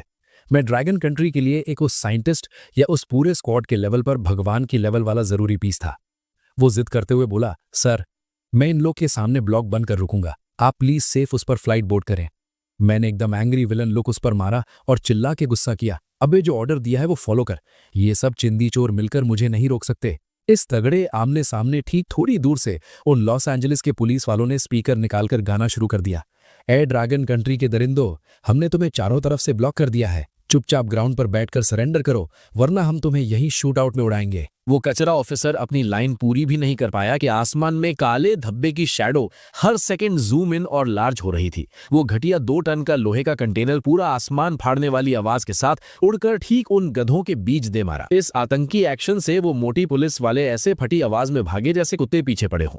वो गिरता हुआ मॉन्स्टर बॉक्स ने डायरेक्ट सब पुलिस कार्स को आटे की तरह पापड़ बनाकर फोड़ दिया। ऊपर फटी हेलीकॉप्टर वाले स्नाइपर्स का ट्रिगर हिल गया और बुलेट की बारिश होने लगी, पर अचानक उनकी फेस पे धोखा होने लगा। मैंने मैंने सीधा 2 10 टन कार्स अपने नंगे हाथों से पकड़ी और उनको कंकड़ बराबर आसमान में घुमा के हेलीकॉप्टर्स के स्ट्रेट फेंका। हेलीकॉप्टर वाले लोग रो पड़े और ठीक आसमान पीछे फ्लाइट उल्टी की गोलियां चलाना एकदम छोड़ दिया। उन्हें अपनी औकात मालूम चल गई कि अभी तो ये बंदा सिर्फ छोटे टॉय कार्स हवा में दे मार रहा है, गलती से मूड खराब हुआ तो वो बड़ा समुद्री शिप ही पकड़कर ऊपर मार देगा, फिर किसी का बाप भी उन्हें बचाकर नहीं जाएगा। वो पूरे ईगल कंट्री वाले कमांडो और सारे घटिया मीडिया चैनल की चढ़ी हुई आइस से एक भगवान वाली बॉडी लैंग्वेज लेकर मैं आराम से शिप में वॉक कर गया। मैंने जहाज के अगले डेक पर खड़े होकर उन सबको अपने एटीट्यूड से ठीक घूरा। ऐसी तगड़ी साइलेंट भोकाल की रेंज बन गई थी कि किनारे पे खड़े किसी बंदे की पैंट में दम नहीं थे जो अपनी एक उंगली भी हिला पाए। सब बस मुंह फाड़ के मेरी शिप धोखे से आगे जाते देख रहे थे। कुछ घंटे बाद जब उस व्हाइट हाउस रूम के डोनाल्ड का मैसेज आ गया, गुस्से से पागल ठेलकर फट गया। वो चिल्लाकर बोला, ओए जनरल विलियम, ये किस बेवकूफी का नाटक है? क्या इस एलए को पब्लिक रोड समझा हुआ है क्या इन लोगों ने?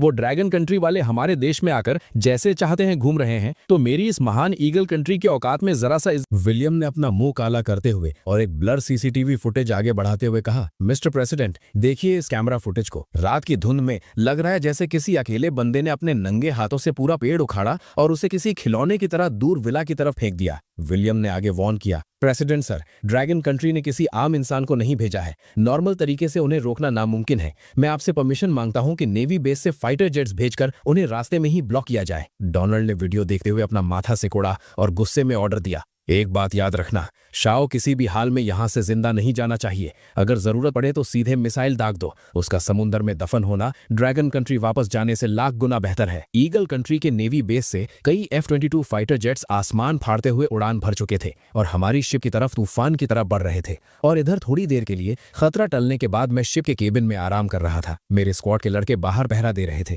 और मेरे पास वो सीक्रेट एजेंट्स बैठे थे जिन्होंने ईगल कंट्री में हमारी मदद की थी। मैंने उन सबको देखते हुए कहा, आप सबने बहुत मेहनत की है। देश ने इंटरनेशनल वाटर्स में एक पूरी फ्लीट हमारे इंतजार में लगा रखी है। बस इस थोड़े से रास्ते को पार कर लें, फिर हम सेफली घर पहुंच जाएंगे। कोड नेम पीकॉक वाली लड़की और बाकी सब ने सिर हिलाते हुए कहा, समझ गए सर। उसी वक्त इंटरनेशनल वाटर्स में एक भयानक और विशाल फ्लीट खड़ी थी। मेन शिप के कमांड रूम में ड्रैगन कंट्री के लगभग 100 टॉप मिलिट्री ऑफिशियल्स सैटेलाइट के जरिए हमारी शिप की एक एक मूवमेंट पर नजर रखे हुए थे। फ्लीट का कमांडर लेफ्टिनेंट जनरल हुआंग फू जोंग, जिसकी ग्रीन यूनिफॉर्म पर 2 स्टार्स चमक रहे थे, वहां खड़ा था। एक सोल्जर ने रिपोर्ट दी, 20 F-22 Raptor fighter jets mythical ship की तरफ तेजी से बढ़ रहे हैं, फासला 150 नॉटिकल माइल्स। वांग फू जोंग का चेहरा एकदम सीरियस हो गया। इतने बड़े मैटर में एक लेफ्टिनेंट जनरल होने के बावजूद वो अपनी मर्जी से फैसला नहीं ले सकता था। उसने तुरंत अपना इनक्रिप्टेड फोन निकाला और नंबर 1 कमांडर को डायल किया। फोन पर नंबर 1 की आवाज आई, थोड़ा और इंतजार करो, हमें मिस्टर चैन पर पूरा भरोसा है, पर एक बात ध्यान में रखना, चाहे कोई भी कीमत चुकानी पड़े, कॉमरेड शान शुआन को हर हाल में बचाना है। अगर इसके लिए हमें इंटरनेशनल वाटर्स क्रॉस करके सीधा वॉर करनी पड़े तो भी पीछे मत हटना। ये सुनकर हुआंग फू जोंग के दिल को एकदम ठंडक मिल गई।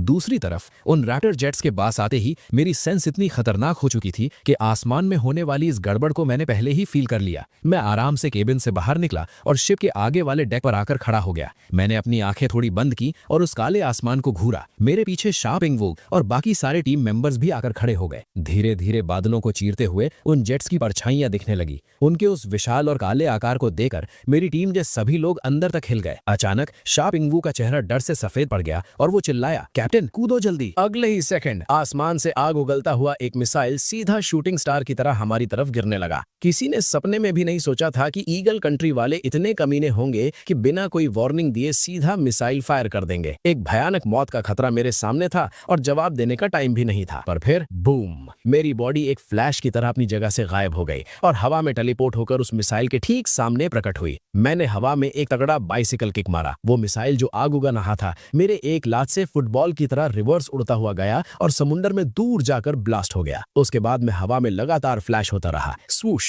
स्वूश, एक के बाद एक मिसाइल्स आसमान से समुद्र में गिरती रही और पानी पर भयानक एक्सप्लोजन्स होने लगे, जिससे सुनामी जैसी लहरें उठने लगी। पहली वेव का खतरा खत्म होते ही मैं टेलीपोर्ट होकर वापस शिप के सेंटर में आया। मैंने अपने नंगे हाथों से शिप के उस लोहे के फ्लैग पोल, झंडे के डंडे को उखाड़ लिया और फिर जैवलिन थ्रो की तरह पूरी ताकत से उस डंडे को आसमान में फेंक दिया। मेरी पावर इतनी भयानक थी कि हवा में सोनिक बूम फटी। सबसे आगे उड़ने वाला वो F-22 जेट रिएक्ट भी नहीं कर पाया और वो डंडा उसके बीचों बीच आर पार हो गया। आसमान में वो जेट एक दिवाली के पटाखे की तरह फटकर राख हो गया। ये सब होने में 10 सेकंड से भी कम टाइम लगा था। मेरे इस मौत के खेल को देखकर जाकर, चाहे शिप पर खड़ा शियापिंग वू हो या फ्लीट में बैठा हुआंग फूजोंग या फिर लाइव सैटेलाइट देख रहा वो गोरा डोनाल्ड, सबके सब शॉक्ड होके पत्थर की मूर्ति बन गए। और उन फाइटर जेट्स को उड़ाने वाले पायलट्स की तो आत्मा ही निकल गई थी। वो डर के मारे चिल्लाए, व्हाट द एफ, तुम्हें यकीन है ये इस ब्लू प्लैनेट का इंसान है? कहीं हमारा सामना किसी सुपर साइंस से तो नहीं हो गया? वो पायलट्स वहां सिर्फ आर्मी की जॉब कर रहे थे, अपनी जान थोड़ी देने आए थे। ऐसा भौकाल देकर बचे हुए सारे जेट्स अपनी दुम दबाकर वहां से ऐसे गायब हुए जैसे कभी थे ही नहीं। मेरी इस असंभव ताकत के आगे उनका ये हमला एक अकेला मजाक बनकर रह गया। उसके बाद एयरक्राफ्ट कैरियर फ्लीट की सिक्योरिटी में कुछ और घंटे ट्रैवल करके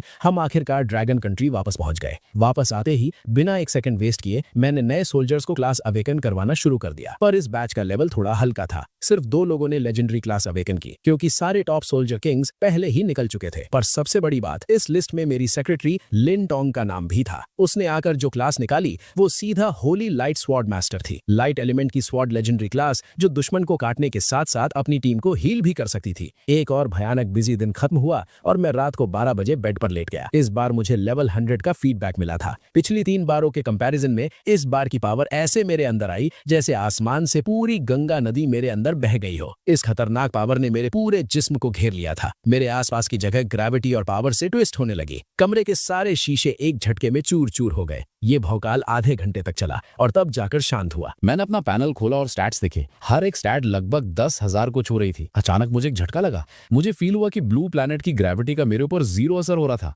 जिन कल्टिवेशन नॉवेल्स में मैं हवा में उड़ने की बातें पढ़ता था वो आज सच हो गई थी। इसके अलावा मेरी 9,000 से ऊपर की कॉन्स्टिट्यूशन स्टैट ने मेरी बॉडी को इतना सख्त बना दिया था कि स्नाइपर राइफल छोड़ डायरेक्ट मिसाइल भी अब मेरी चमड़ी नहीं छील सकती थी। मैंने मॉल चेक किया तो देखा कि आज पुराने पैक्स के साथ कुछ नए पैकेजेस भी आए थे।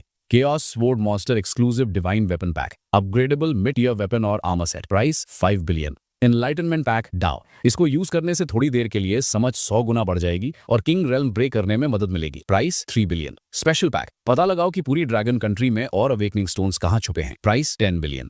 बिना सोचे मैंने लिन टोंग को फोन लगाया और डायरेक्ट 30 बिलियन रुपए अपने अकाउंट में डालने का ऑर्डर दे दिया। वेपन पैक से मेरी खुद की ताकत बढ़ेगी। डाओ पैक मुझे किंग रेल्म पार करवाएगा, पर उसे मैं तभी यूज करूंगा जब मेरा क्लास पावर पूरी तरह सेट हो जाए। और वो स्पेशल पैक तो जरूरी था ही, ताकि हम और लोगों को अवेकन करवा सकें। सोचते सोचते मेरे दिमाग में आया, जब सब अवेकन हो ही रहे हैं तो क्यों ना अपने मॉम डैड को पहले अवेकन करवा दूं। भले ही उन्हें घटिया क्लास मिले, कम से कम उनकी बॉडी तो स्ट्रांग हो जाएगी और मैं उन्हें EXP पिल्स देकर लेवल बढ़ा दूंगा। आने वाले मिथिकल एरा में नॉर्मल लोगों को सिर्फ मॉन्स्टर्स मारकर EXP मिलती। मैं अपने पेरेंट्स को इतने खतरनाक रिस्क में थोड़ी डालता। मैं कोई ऋषि मुनि तो था नहीं, इतनी औकात रखता हूं तो थोड़ा सा नेपोटिज्म करके अपनी फैमिली को सिक्योर करना कोई गलत थोड़ी था। भले ही मिथिकल फोर्सेस बन गई थी, पर शुरू में सारे हाई लेवल मॉन्स्टर्स को मुझे अकेले ही मारना पड़ना था। बाकी लोग अभी वीक थे तो एक हेड स्टार्ट लेना तो बनता था। अगली सुबह 30 अगस्त ठीक 9 बजे मैं एक बिल्कुल ऑर्डिनरी डोमेस्टिक कार में बैठा, लिन टोंग को साथ लिया और अपने पुराने होम टाउन किंग शेन के लिए निकल गया। रास्ते में खबर आई कि ड्रैगन कंट्री के फॉरेन अफेयर्स डिपार्टमेंट ने नया नोटिस जारी किया है। 12 घंटे बाद देश के सारे बॉर्डर्स परमानेंटली लॉक हो जाएंगे। सारे फॉरेन एम्बेसीज को वक्त पर देश छोड़ना होगा। जो ओवरसीज चाइनीज सिटीजन्स वापस आना चाहते हैं वो तुरंत आ जाएं, और जितने भी फालतू फॉरेनर्स यहाँ रह रहे हैं उन्हें तुरंत देश से निकाला जाएगा। अगर किसी ने ऑर्डर फॉलो नहीं किया तो उन्हें सीधा वही मौत की सजा मिलेगी। और फालतू फॉरेनर्स किसे मानना है, इसका पूरा हक सिर्फ हमारे डिपार्टमेंट के पास था। कुछ ही सेकंड्स में इस न्यूज पर 100 मिलियन लाइक्स पड़ गए। इंटरनेट पर आग लगी हुई थी। ड्रैगन कंट्री फाइनली अब चुप नहीं रहेगी। वो दिन याद है जब उन्होंने dogs and Chinese not allowed लिखा था? आज हमारी बारी है। कसम से बड़ा सुकून मिल रहा है। इस जन्म में चाइनीज होने का कोई पछतावा नहीं। जहां हमारी जनता खुशी से झूम रही थी, वहीं बाकी सारे देश खौफ से थर-थर कांप रहे थे। 40 मिलियन लोगों को देश से निकालना तो छोटी बात थी, असली फट इसलिए रही थी क्योंकि अगर ड्रैगन कंट्री ने अपने दरवाजे बंद कर लिए तो ग्लोबल इकोनॉमी की पूरी चेन टूट जाएगी। कुछ देशों के लिए तो ये डायरेक्ट मौत थी, क्योंकि वो हमारे सस्ते सामान और मार्केट के बिना सर्वाइव ही नहीं कर सकते थे। वहां दंगे शुरू हो जाएंगे। और उन्हें सबसे ज्यादा डर इस बात का था कि वो अब भी हमारी असल प्लानिंग का पता नहीं लगा पाए थे। उनके भेजे हुए सारे स्पाइस का नामो निशान मिट चुका था। सुबह 10 बजे कोई ऑप्शन न बचा देकर ईगल कंट्री और उनके चमचे देशों ने एक जॉइंट स्टेटमेंट देकर हमें धमकाया। पर हमारे फॉरेन अफेयर्स ने ऐसा थप्पड़ मारा कि सबकी बोलती बंद हो गई। हमारा नया रूल हमारी पूरी जनता का फाइनल डिसीजन है। हमें किसी दूसरे की फालतू एडवाइस नहीं चाहिए। अगर वॉर करनी है तो आ जाओ, हम तैयार हैं लड़ने के लिए। इस स्टेटमेंट ने उन गोरों की बोलती बंद कर दी। ये ड्रैगन कंट्री करना क्या चाहती है? पूरी दुनिया से दुश्मनी ले रही है। ये तो उनका पुराना स्टाइल बिल्कुल नहीं है। वहां ग्लोबल टेंशन आसमान फाड़ रही थी और यहाँ मैं अपनी सेक्रेटरी को घुमाता हुआ आराम से अपने घर पहुंच चुका था। अपनी बहू जैसी और थोड़ी बड़ी और मैच्योर लिंटोंग को देखकर मेरी माँ ये शिव की आंखें चमकने लगी। उसने आते ही उसका हाथ पकड़ लिया और उसे इतना प्यार दिया कि मुझे तो जैसे भूल ही गई हो। मेरे पिताजी चैन ल्यू जिन ने मेरे कंधे पर जोर से थपथपाया और खुशी से बोले, क्या बात है बेटे, मुझसे झूठ बोला कि तेरी कोई गर्लफ्रेंड नहीं है? मैंने दिमाग पकड़कर बोला, अरे ओल्ड चैन, शांति रखो, ये मेरी सेक्रेटरी है लिंटोंग।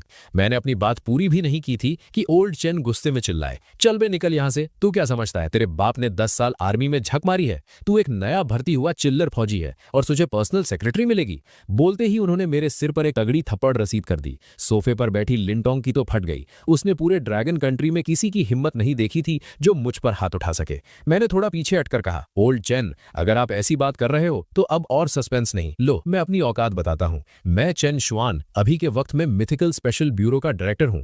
ये सुनते ही चेन ल्यू जिन ने अपनी 7 वुल्फ्स की चप्पल उतार ली और मुझे पीटने के लिए आगे बढ़े। मैंने तुरंत हाथ उठाकर उन्हें रोका और अगले ही सेकंड फुल बैटल गियर में लोडेड आर्मी के जवानों ने एक भारी पत्थर उठाकर ड्राइंग रूम में रखा।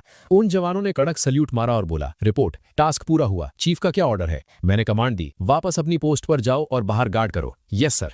जब तक वो सोल्जर बाहर गए मेरे माँ बाप के होश उड़ चुके थे, खासकर मेरे बाप के, क्योंकि वो वेटरन थे और असली लोडेड वेपन्स को दूर से पहचान सकते थे। उन्हें पता चल गया था कि उनका बेटा कोई मजाक नहीं कर रहा है। उनकी शॉक्ड शक्ल देखकर मैं सीरियस हो गया। मैंने सीधा खड़े होकर एकदम सीरियस टोन में कहा, कॉमरेड चेन ल्यू जिन और कॉमरेड ये शिव, मैं जो आपको बताने जा रहा हूं वो ड्रैगन कंट्री का टॉप सीक्रेट है। इसे सिर्फ अपने दिमाग में लॉक करके रखना है। ये लीजिए, एनडीएस पर साइन कीजिए। मेरा ये अंदाज देकर उन दोनों बूढ़ों का थोड़ा दिमाग हिला, पर अपने बेटे पर पूरा भरोसा करते हुए उन्होंने साइन कर दिया। मैंने उन्हें बताया, 2 दिन बाद इस ब्लू प्लैनेट पर एक भयानक बदलाव आने वाला है। देश जो भी ऑर्डर दे बिना सोचे उसे फॉलो करना। मैं यहाँ इसलिए आया हूँ ताकि आप दोनों का पहले से क्लास अवेकन करवा सकूं। मैंने उन्हें पूरा सिस्टम, मॉन्स्टर्स और अवेकनिंग के बारे में समझाया। उन्हें थोड़ा कुछ समझ नहीं आया, पर उन्हें इतना समझ आ गया था कि इस पत्थर पर हाथ रखने से ताकत मिलती है। उसके बाद चेन ल्यू जिन ने अपने भारी वेटरन वाले हाथ उस पत्थर पर रखे। बूम! 1 सेकंड के अंदर वहां से गजब का सुनहरा लाल रोशनी का पिलर निकला। मेरा खुद का दिमाग हिल गया। पहले ही दिन मेरे पिताजी ने सीधा मिथिक लेवल की क्लास अवेकन कर ली थी। पूरे देश में मेरे बाद वो दूसरे इंसान थे जिनकी औकात मिथिक थी। सच कहते हैं, बाप बाप होता है। इस वक्त ओल्ड चैन को फील हो रहा था कि उनके खून में अचानक एक तूफान चल रहा था और उनके दिमाग में अलग अलग मिस्टिकल बातें घूम रही थी। अपनी 50 साल की जिंदगी में उन्होंने ऐसा मैजिक पहली बार देखा था। रोशनी खत्म होते ही मैं तुरंत दौड़कर उनका हाथ पकड़कर चिल्लाया, ओल्ड चैन, कौन सी क्लास निकली है? चेन ल्यू जिन ने दिमाग पढ़ते हुए अपने आप बोल दिया, मिथिक हिडन क्लास एन्चांटर। मैंने सोचते हुए कहा, एन्चांटर, मिथिक लाइफस्टाइल हिडन क्लास। ये किसी भी नॉन लिविंग आइटम पर जादू फूंकर उसे अपग्रेड कर सकती है। इसकी ताकत लेवल और मटेरियल की समझ पर डिपेंड करती है। मेरी आंखों में चमक आ गई। मैं सोच रहा था इनको आराम करने दूंगा, पर अब तो सीन पलट गया। देश के लिए एक मिथिक एन्चांटर भगवान से कम नहीं था। सोचो, अगर उन 34 स्टील सिटीज की दीवारों पर ये मैजिक कर दें या मेरे नए वेपन्स पर एन्चांट कर दें तो पूरे देश का लेवल बढ़ जाएगा। मैंने तुरंत उन्हें सोफे पर बैठाया और अपनी घबराई हुई माँ की तरफ देकर बोला, ओल्ड ये, अब आपकी बारी। यीशु ने थोड़ा डर डर के सांस ली और पत्थर पर हाथ रखा और बोली, मुझे भी करना पड़ेगा क्या? ठीक है। बूम! फिर से एक भयानक सुनहरा लाल पिलर ऑफ लाइट आसमान की तरफ शूट हुआ। एक कोने में बैठी स्ट्रिक्ट और ठंडी सेक्रेटरी लिंटोंग के मुंह से गाली निकल गई। होली शिट, ये फैमिली थोड़ी थी, ये तो मॉन्स्टर्स थे। तीनों बाप माँ बेटा मिथिक क्लास थे। कोई बाहर वाला देखता तो सोचता मैं डायरेक्टर होने का फायदा उठाकर सिस्टम को हैक कर रहा था। मैंने एक्साइटेड होकर फिर पूछा। माँ ने बताया, मिथिक हिडन क्लास एल्केमिस्ट। मैं कोई भी पिल और पोशन बना सकती हूँ और सारी रेसिपी ऑटोमेटिकली मेरे दिमाग में आ गई हैं। मेरा दिमाग तो खुशी से छत फाड़ने वाला था। मैं खुद सिस्टम से चीट करके मिथिक बना था, पर मेरे पेरेंट्स बिना किसी जुगाड़ के खुद मिथिक बन गए। एल्केमिस्ट अभी काम नहीं आएगी क्योंकि हर्ब्स आई नहीं थी, पर आने वाले टाइम में EXP पिल्स, हीलिंग आइटम्स, सब कुछ यही बनाएंगी। ये पूरी दुनिया में सबसे हाई डिमांड वाली जॉब थी। मैंने तुरंत अपनी जेब से X पिल्स निकाली और उन दोनों को ढेल दी। देखते ही देखते दोनों लेवल 40 हिट कर गए। लेवल अप होते ही उनकी बॉडी की पूरी रिपेयरिंग हो गई। ये शिव के चेहरे की झुर्रियां गायब, बाल काले और चमड़ी एकदम जवान लड़की जैसी हो गई। और ओल्ड ये जब शीशे के सामने गए तो एक आशिक की तरह हंसने लगे। कोई भी औरत जवान होने के लालच से नहीं बच सकती। मैं उन्हें देख रहा था, दोनों थोड़ा अकेले में रोमांस करने वाले थे। मैंने खांसी करके बोला, डायरेक्टर चैन मैडम, ये फोकस करो यहाँ। दोनों शर्म से लाल हो गए। मैंने हंसकर बोला, आप दोनों इतने सस्ते लोग हो, सिर्फ बाहर की चमड़ी से खुश हो गए। असली ताकत तो आत्मा में होती है। मेरे इस मजाक पर दोनों ने मेरा एक एक कान पकड़कर ऐसे खींचा जैसे मैं अभी भी उनका छोटा बच्चा हूं। मैंने अपना डायरेक्टर का एटीट्यूड वापस लाते हुए कहा, ओके मजाक बंद, अभी सीरियस बात करते हैं। मैं director of mythical special bureau की हैसियत से कॉमरेड चैन लियू जुन को ब्यूरो के एन्चेंटिंग डिपार्टमेंट का हेड बनाता हूं और कॉमरेड ये शिव को एल्केमी डिपार्टमेंट का हेड बनाता हूं। अपनी नई यूथ जैसी बॉडी देखने के बाद दोनों को पूरा भरोसा हो गया था कि मेरा स्टेटस रियल है। पर एक साधारण गांव वालों से अचानक ड्रैगन कंट्री की सबसे मिस्टीरियस फोर्स के डिपार्टमेंटल हेड बनने की न्यूज उन्हें पैनिक कर रही थी। ये पोजीशन आम नहीं थी, इसके पीछे बहुत बड़ी जिम्मेदारी थी। उन्हें डर था कि बाहर लोग मुझे भ्रष्टाचार करने वाला कहेंगे। उनके डर को समझकर मैंने अपनी आवाज ऊंची की और कड़क आवाज में कहा, कॉमरेड्स, मैं यहाँ कोई डिस्कशन या एडवाइस नहीं कर रहा हूँ, ये मिलिट्री ऑर्डर है।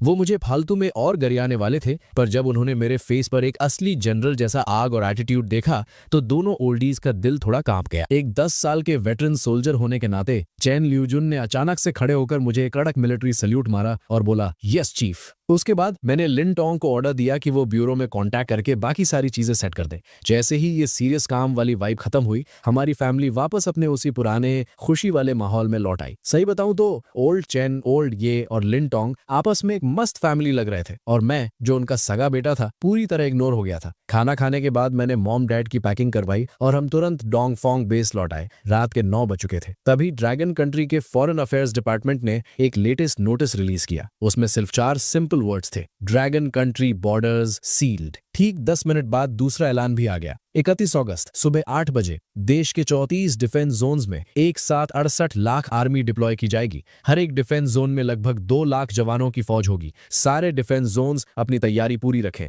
इन दोनों न्यूज के बाहर आते ही बाकी देशों के तो होश उड़ चुके थे। उन्हें समझ नहीं आ रहा था कि उन्हें और कितनी बार झटके लगने वाले हैं। पिछले कुछ दिनों से इस पूरे ब्लू प्लैनेट पर सिर्फ और सिर्फ हमारी ड्रैगन कंट्री ही ट्रेंडिंग पर थी। सोचो जरा, बाकी 4 सबसे बड़े देशों की टोटल आर्मी मिलाकर भी 60 लाख नहीं थी। और ये तो सिर्फ वो नंबर्स थे जो टेबल पर थे। अंदर खाते हमारी असली आर्मी कितनी बड़ी थी ये किसी को नहीं मालूम था। ईगल कंट्री, जो इस ब्लू प्लैनेट का दादा बनता था, उसने डर के मारे तुरंत इमरजेंसी मीटिंग बुला ली। वही उनके चमचे देश सकुरा कंट्री यानी कि जापान की आम जनता का रिएक्शन एकदम रियल था। उनके देश से बाहर जाने वाली सारी फ्लाइट्स फुल हो चुकी थी। क्रूज शिप्स और प्राइवेट यॉट्स की बुकिंग फुल थी। यहां तक कि बेयर कंट्री में इल्लीगल एंट्री मारने के टिकट्स तक नहीं मिल रहे थे। उन्हें पता था कि अगर ड्रैगन कंट्री सच में S3 सीजन यानी वर्ल्ड वॉर 3 शुरू करेगी तो सबसे पहले उन्हीं की बैंड बजेगी। सकुरा कंट्री के लिए वो रात मौत जैसी थी। लोग सो नहीं पाए। हमारे देश में भी लोग रात भर नहीं सोए थे। भले ही उन्हें देश पर भरोसा था, पर अंदर ही अंदर एक बेचैनी जरूर थी, क्योंकि देश ने अभी तक इन एक्शंस का असली रीजन नहीं बताया था। 31 अगस्त की सुबह आसमान में हल्की रोशनी होते ही सारे डिफेंस जोन्स के बाहर ढेर सारी मीडिया जमा हो चुकी थी। 2 लाख की आर्मी का एक साथ एंट्री लेना, ये इतना बड़ा सीन था जिसे देखकर असली वॉर देखने वाले बूढ़ों के भी रोंगटे खड़े हो गए थे। अचानक दूर से एक भारी आवाज आने लगी, जिसकी वजह से जमीन कांपने लगी। फिर एक ऐसा नजारा दिखा जिसने सारे ड्रैगन कंट्री वालों का सीना चौड़ा कर दिया। रोड के बिल्कुल एंड से टाइप 99 मेन बैटल टैंक्स और आर्मर्ड व्हीकल्स की एक लंबी चेन डिफेंस जोन की तरफ धीरे धीरे आ रही थी। ये लाइन ऐसी थी कि जहां तक नजर जा रही थी कोई एंड नहीं दिख रहा था। आर्मी की एंट्री के अलावा आम जनता खुद अपना सामान और खाना जमा करके आर्मी कैंप्स में दे रही थी, जिसने इंटरनेट पर सबका दिल छू लिया। यही थी हमारी ड्रैगन कंट्री की असली ताकत, फौज का जनता से प्यार और जनता का फौज पर भरोसा। 1 सितंबर सुबह 9 बजे गवर्नमेंट ने एक फ्रेश ऑर्डर निकाला। 2 सितंबर को हर तरह का काम बंद रहेगा और पूरे देश में छुट्टी होगी। सारे सिटीजन्स अपने घरों के अंदर रहे, बाहर निकलने की गलती ना करें। कल सुबह 9 बजे मिथिकल स्पेशल ब्यूरो एक प्रेस कॉन्फ्रेंस करेगा, जिसमें सभी टॉप लीडर्स होंगे और साथ ही देश की सबसे secret force mythical special forces पहली बार पब्लिक के सामने अपनी पावर दिखाएगी। ये सुनते ही हमारे इंटरनेट यूजर्स और बाकी दुनिया का दिमाग चकरा गया। पिछले कुछ दिनों से देश के हाई प्रोफाइल एक्शंस ने ब्लू प्लैनेट को हिला दिया था और अब ये मिथिकल स्पेशल फोर्सेज, सब यही सोच रहे थे क्या ये वही फोर्स है जिसने ईगल कंट्री में कार्स को नंगे हाथों से फाड़ा था। जहां हमारी जनता इस पल का वेट कर रही थी, वहीं व्हाइट हाउस में बैठा सुनहरे बालों वाला डोनाल्ड गुस्से से बेहोश होने वाला था। डोनाल्ड गुस्से से चिल्लाया, शिट, हमारी इंटेलिजेंस टीम क्या घास चल रही है? इतनी बड़ी न्यूज का उन्हें पता तक नहीं चला। जो मीडिया सड़क से फोटो खींची है वो इनकी रिपोर्ट से ज्यादा बेटर है। कोई मुझे बताएगा कि ये फोर्स आखिर करना क्या चाहती है? प्रेसिडेंट की इस चीख सुनकर ऑफिस में बैठे सारे मिलिट्री जनरल्स ने एक दूसरे की शक्ल देखी और ऐसे चुप रहे जैसे कुछ सुना ही ना हो। इस हाई टेंशन माहौल के बीच मैं डोंगफेंग बेस के अपने कमरे में आधी रात होने का इंतजार कर रहा था। ये आखिरी बार था जब मैं इस मिथिकल गेम के सामने बैठने वाला था। 2 सितंबर, ठीक रात के 12 बजे घड़ी का अलार्म बजा और मेरे फोन से एक बेहद पुरानी और भारी आवाज आई। ब्लू प्लैनेट के इकलौते क्लोज्ड बीटा प्लेयर चैन श्वान, आपका इस वक्त तक साथ देने के लिए शुक्रिया। कृपया इस मिथिकल बीटा गेम को रेट करें। मेरी आंख फड़की। इस गेम का रोना धोना बिल्कुल 10,806 जैसा क्यों था? अपना जमीर मारकर मैंने 5 स्टार रेटिंग दबा दी। सिस्टम बोला, आपकी बेहतरीन रेटिंग के लिए शुक्रिया। गेम को इतना पसंद करने के इनाम के रूप में हम आपको कुछ इंटरनल सीक्रेट्स दे रहे हैं। सीक्रेट 1, मिथिकल एरा दोपहर 12 बजे लैंड करेगा और आने से पहले कोई वार्निंग नहीं होगी। सीक्रेट 2, मिथिकल एरा के सारे मॉन्स्टर्स बुरे नहीं हैं, आप उनसे बात करके अलायंस बना सकते हैं। सीक्रेट 3, वहां सिर्फ मॉन्स्टर्स नहीं बल्कि हद से ज्यादा ताकतवर एलियन रेसेस भी हैं जो इंसानों को सिर्फ अपना खाना मानती हैं। सीक्रेट 4, पहले 1 महीने तक वो एलियन रेसेस यहाँ लैंड नहीं करेंगी, इसलिए जल्दी अपनी पावर बढ़ा लो। आखिरी लाइन बोलते ही गेम स्क्रीन पर बिजली चमकी, एक भारी फ्लैश आई और गेम हमेशा के लिए गायब हो गया। मैं हवा में हाथ मारकर चिल्लाया, अबे ये क्या है? मुझे और पैसे उड़ाने थे, मेरा लेवल अप कैसे होगा? पर फोन से कोई जवाब नहीं आया। उसके तुरंत बाद हवा अचानक जमने लगी और एक असंभव पावर हवा में से निकलकर तूफान की तरह मेरे जिस्म में घुसने लगी। मेरी बॉडी हवा में उड़ने लगी और मेरे अंदर से एक भयानक चमकती रोशनी निकलने लगी। इस पावर की वेव इतनी तगड़ी थी कि मेरे कमरे का सारा फर्नीचर राख बन गया। बगल वाले कमरे फट गए, धूल और पत्थर उड़ने लगे। स्पेशल लोहे से बना अंडरग्राउंड बेस भी इस झटके से गिरने वाला हो गया था। किस्मत अच्छी थी कि बाकी लोग दूर थे तो किसी की जान नहीं गई। इतना बड़ा बवाल हुआ तो सब भागते हुए आए। सबसे पहले मिथिकल स्पेशल फोर्सेस के लोग पहुंचे। जैसे ही वो पास आए, उन्हें लगा जैसे किसी ने उनके ऊपर एक बड़ा पहाड़ रख दिया हो। लेवल 50 होने के बावजूद वो उस पावर के आगे पतों की तरह कांप रहे थे। एक सोल्जर शौक से चिल्लाया, वो डायरेक्टर का कमरा है, क्या डायरेक्टर अवेकन कर रहे हैं? दूसरा डर के बोला, हे भगवान, ये पावर सच में बहुत भयानक है। सारे जवान आंखें फाड़े उस कमरे को देख रहे थे। तभी भागते हुए लिन जानिए वहां पहुंचे। उन्होंने हालत देखते ही चिल्लाकर ऑर्डर दिया, सारे स्पेशल फोर्सेस मेंबर्स चारों तरफ फैल जाओ और एक डिफेंसिव एरे बनाओ। अगर ये पावर और फैली तो पूरा बेस हमारे ऊपर गिर जाएगा। सारे मेंबर्स ने एक साथ कहा, यस सर, और अपनी पावर लगाकर एक बड़ा एनर्जी का घेरा बना दिया जिससे मलबा कवर हो गया। ये देखकर लिन जानिए ने राहत की सांस ली। उन्होंने बगल में खड़ी लिन टोंग से पूछा, शियाओ टोंग, सच बताना, अगर तुम डायरेक्टर के साथ आमने सामने लड़ी तो कितने अटैक्स झेलोगी? लिन टोंग के चेहरे पर एक कड़वी स्माइल आई और वो बोली, आप मेरी औकात कुछ ज्यादा ही बड़ी समझ रहे हैं। डायरेक्टर जिस लेवल की पावर अभी छोड़ रहे हैं, अगर हमारी पूरी मिथिकल स्पेशल फोर्सेस भी एक साथ लड़ ले तो वो बिना अपने दोनों हाथ उठाए हम सबको हरा देंगे। वहीं उस टूटे मलबे के बीच मैं एक सुनहरी रोशनी में लिपटा हुआ था। स्वॉर्ड डाओ की हजारों सीक्रेट बातें मेरे दिमाग में भर रही थी। एक भयानक पावर मेरी हड्डियों और मसल्स को ब्रेक करके उन्हें लाख गुना स्ट्रांग बना रही थी। और फिर मेरे खरीदे हुए डिवाइन वेपन सेट हवा में प्रकट हुए और खुद मेरी बॉडी पर पहने गए। बूम! एक भयानक आवाज हुई और मैं मलबे से निकलकर हवा में फ्लोट करने लगा। ये देखकर वहां खड़े सभी लोग फ्रीज हो गए। लिन जानिए के पास खड़ी लिन टोंग की आंखों में चमक आ गई और उसका दिल जोर जोर से धड़क रहा था। हवा में उड़ते हुए मुझे देखकर वो पूरी तरह फिदा हो चुकी थी। एक खतरनाक चमकती हुई सुनहरी बैटल आर्मर मेरे जिस्म पर थी। एक लंबा सुनहरा ड्रैगन तलवार मेरे आसपास घूम रहा था और मेरे पीछे हजारों स्वॉर्ड्स की परछाई बन रही थी। इस पल मैं बिल्कुल किसी स्वॉर्ड इमॉर्टल जैसा लग रहा था।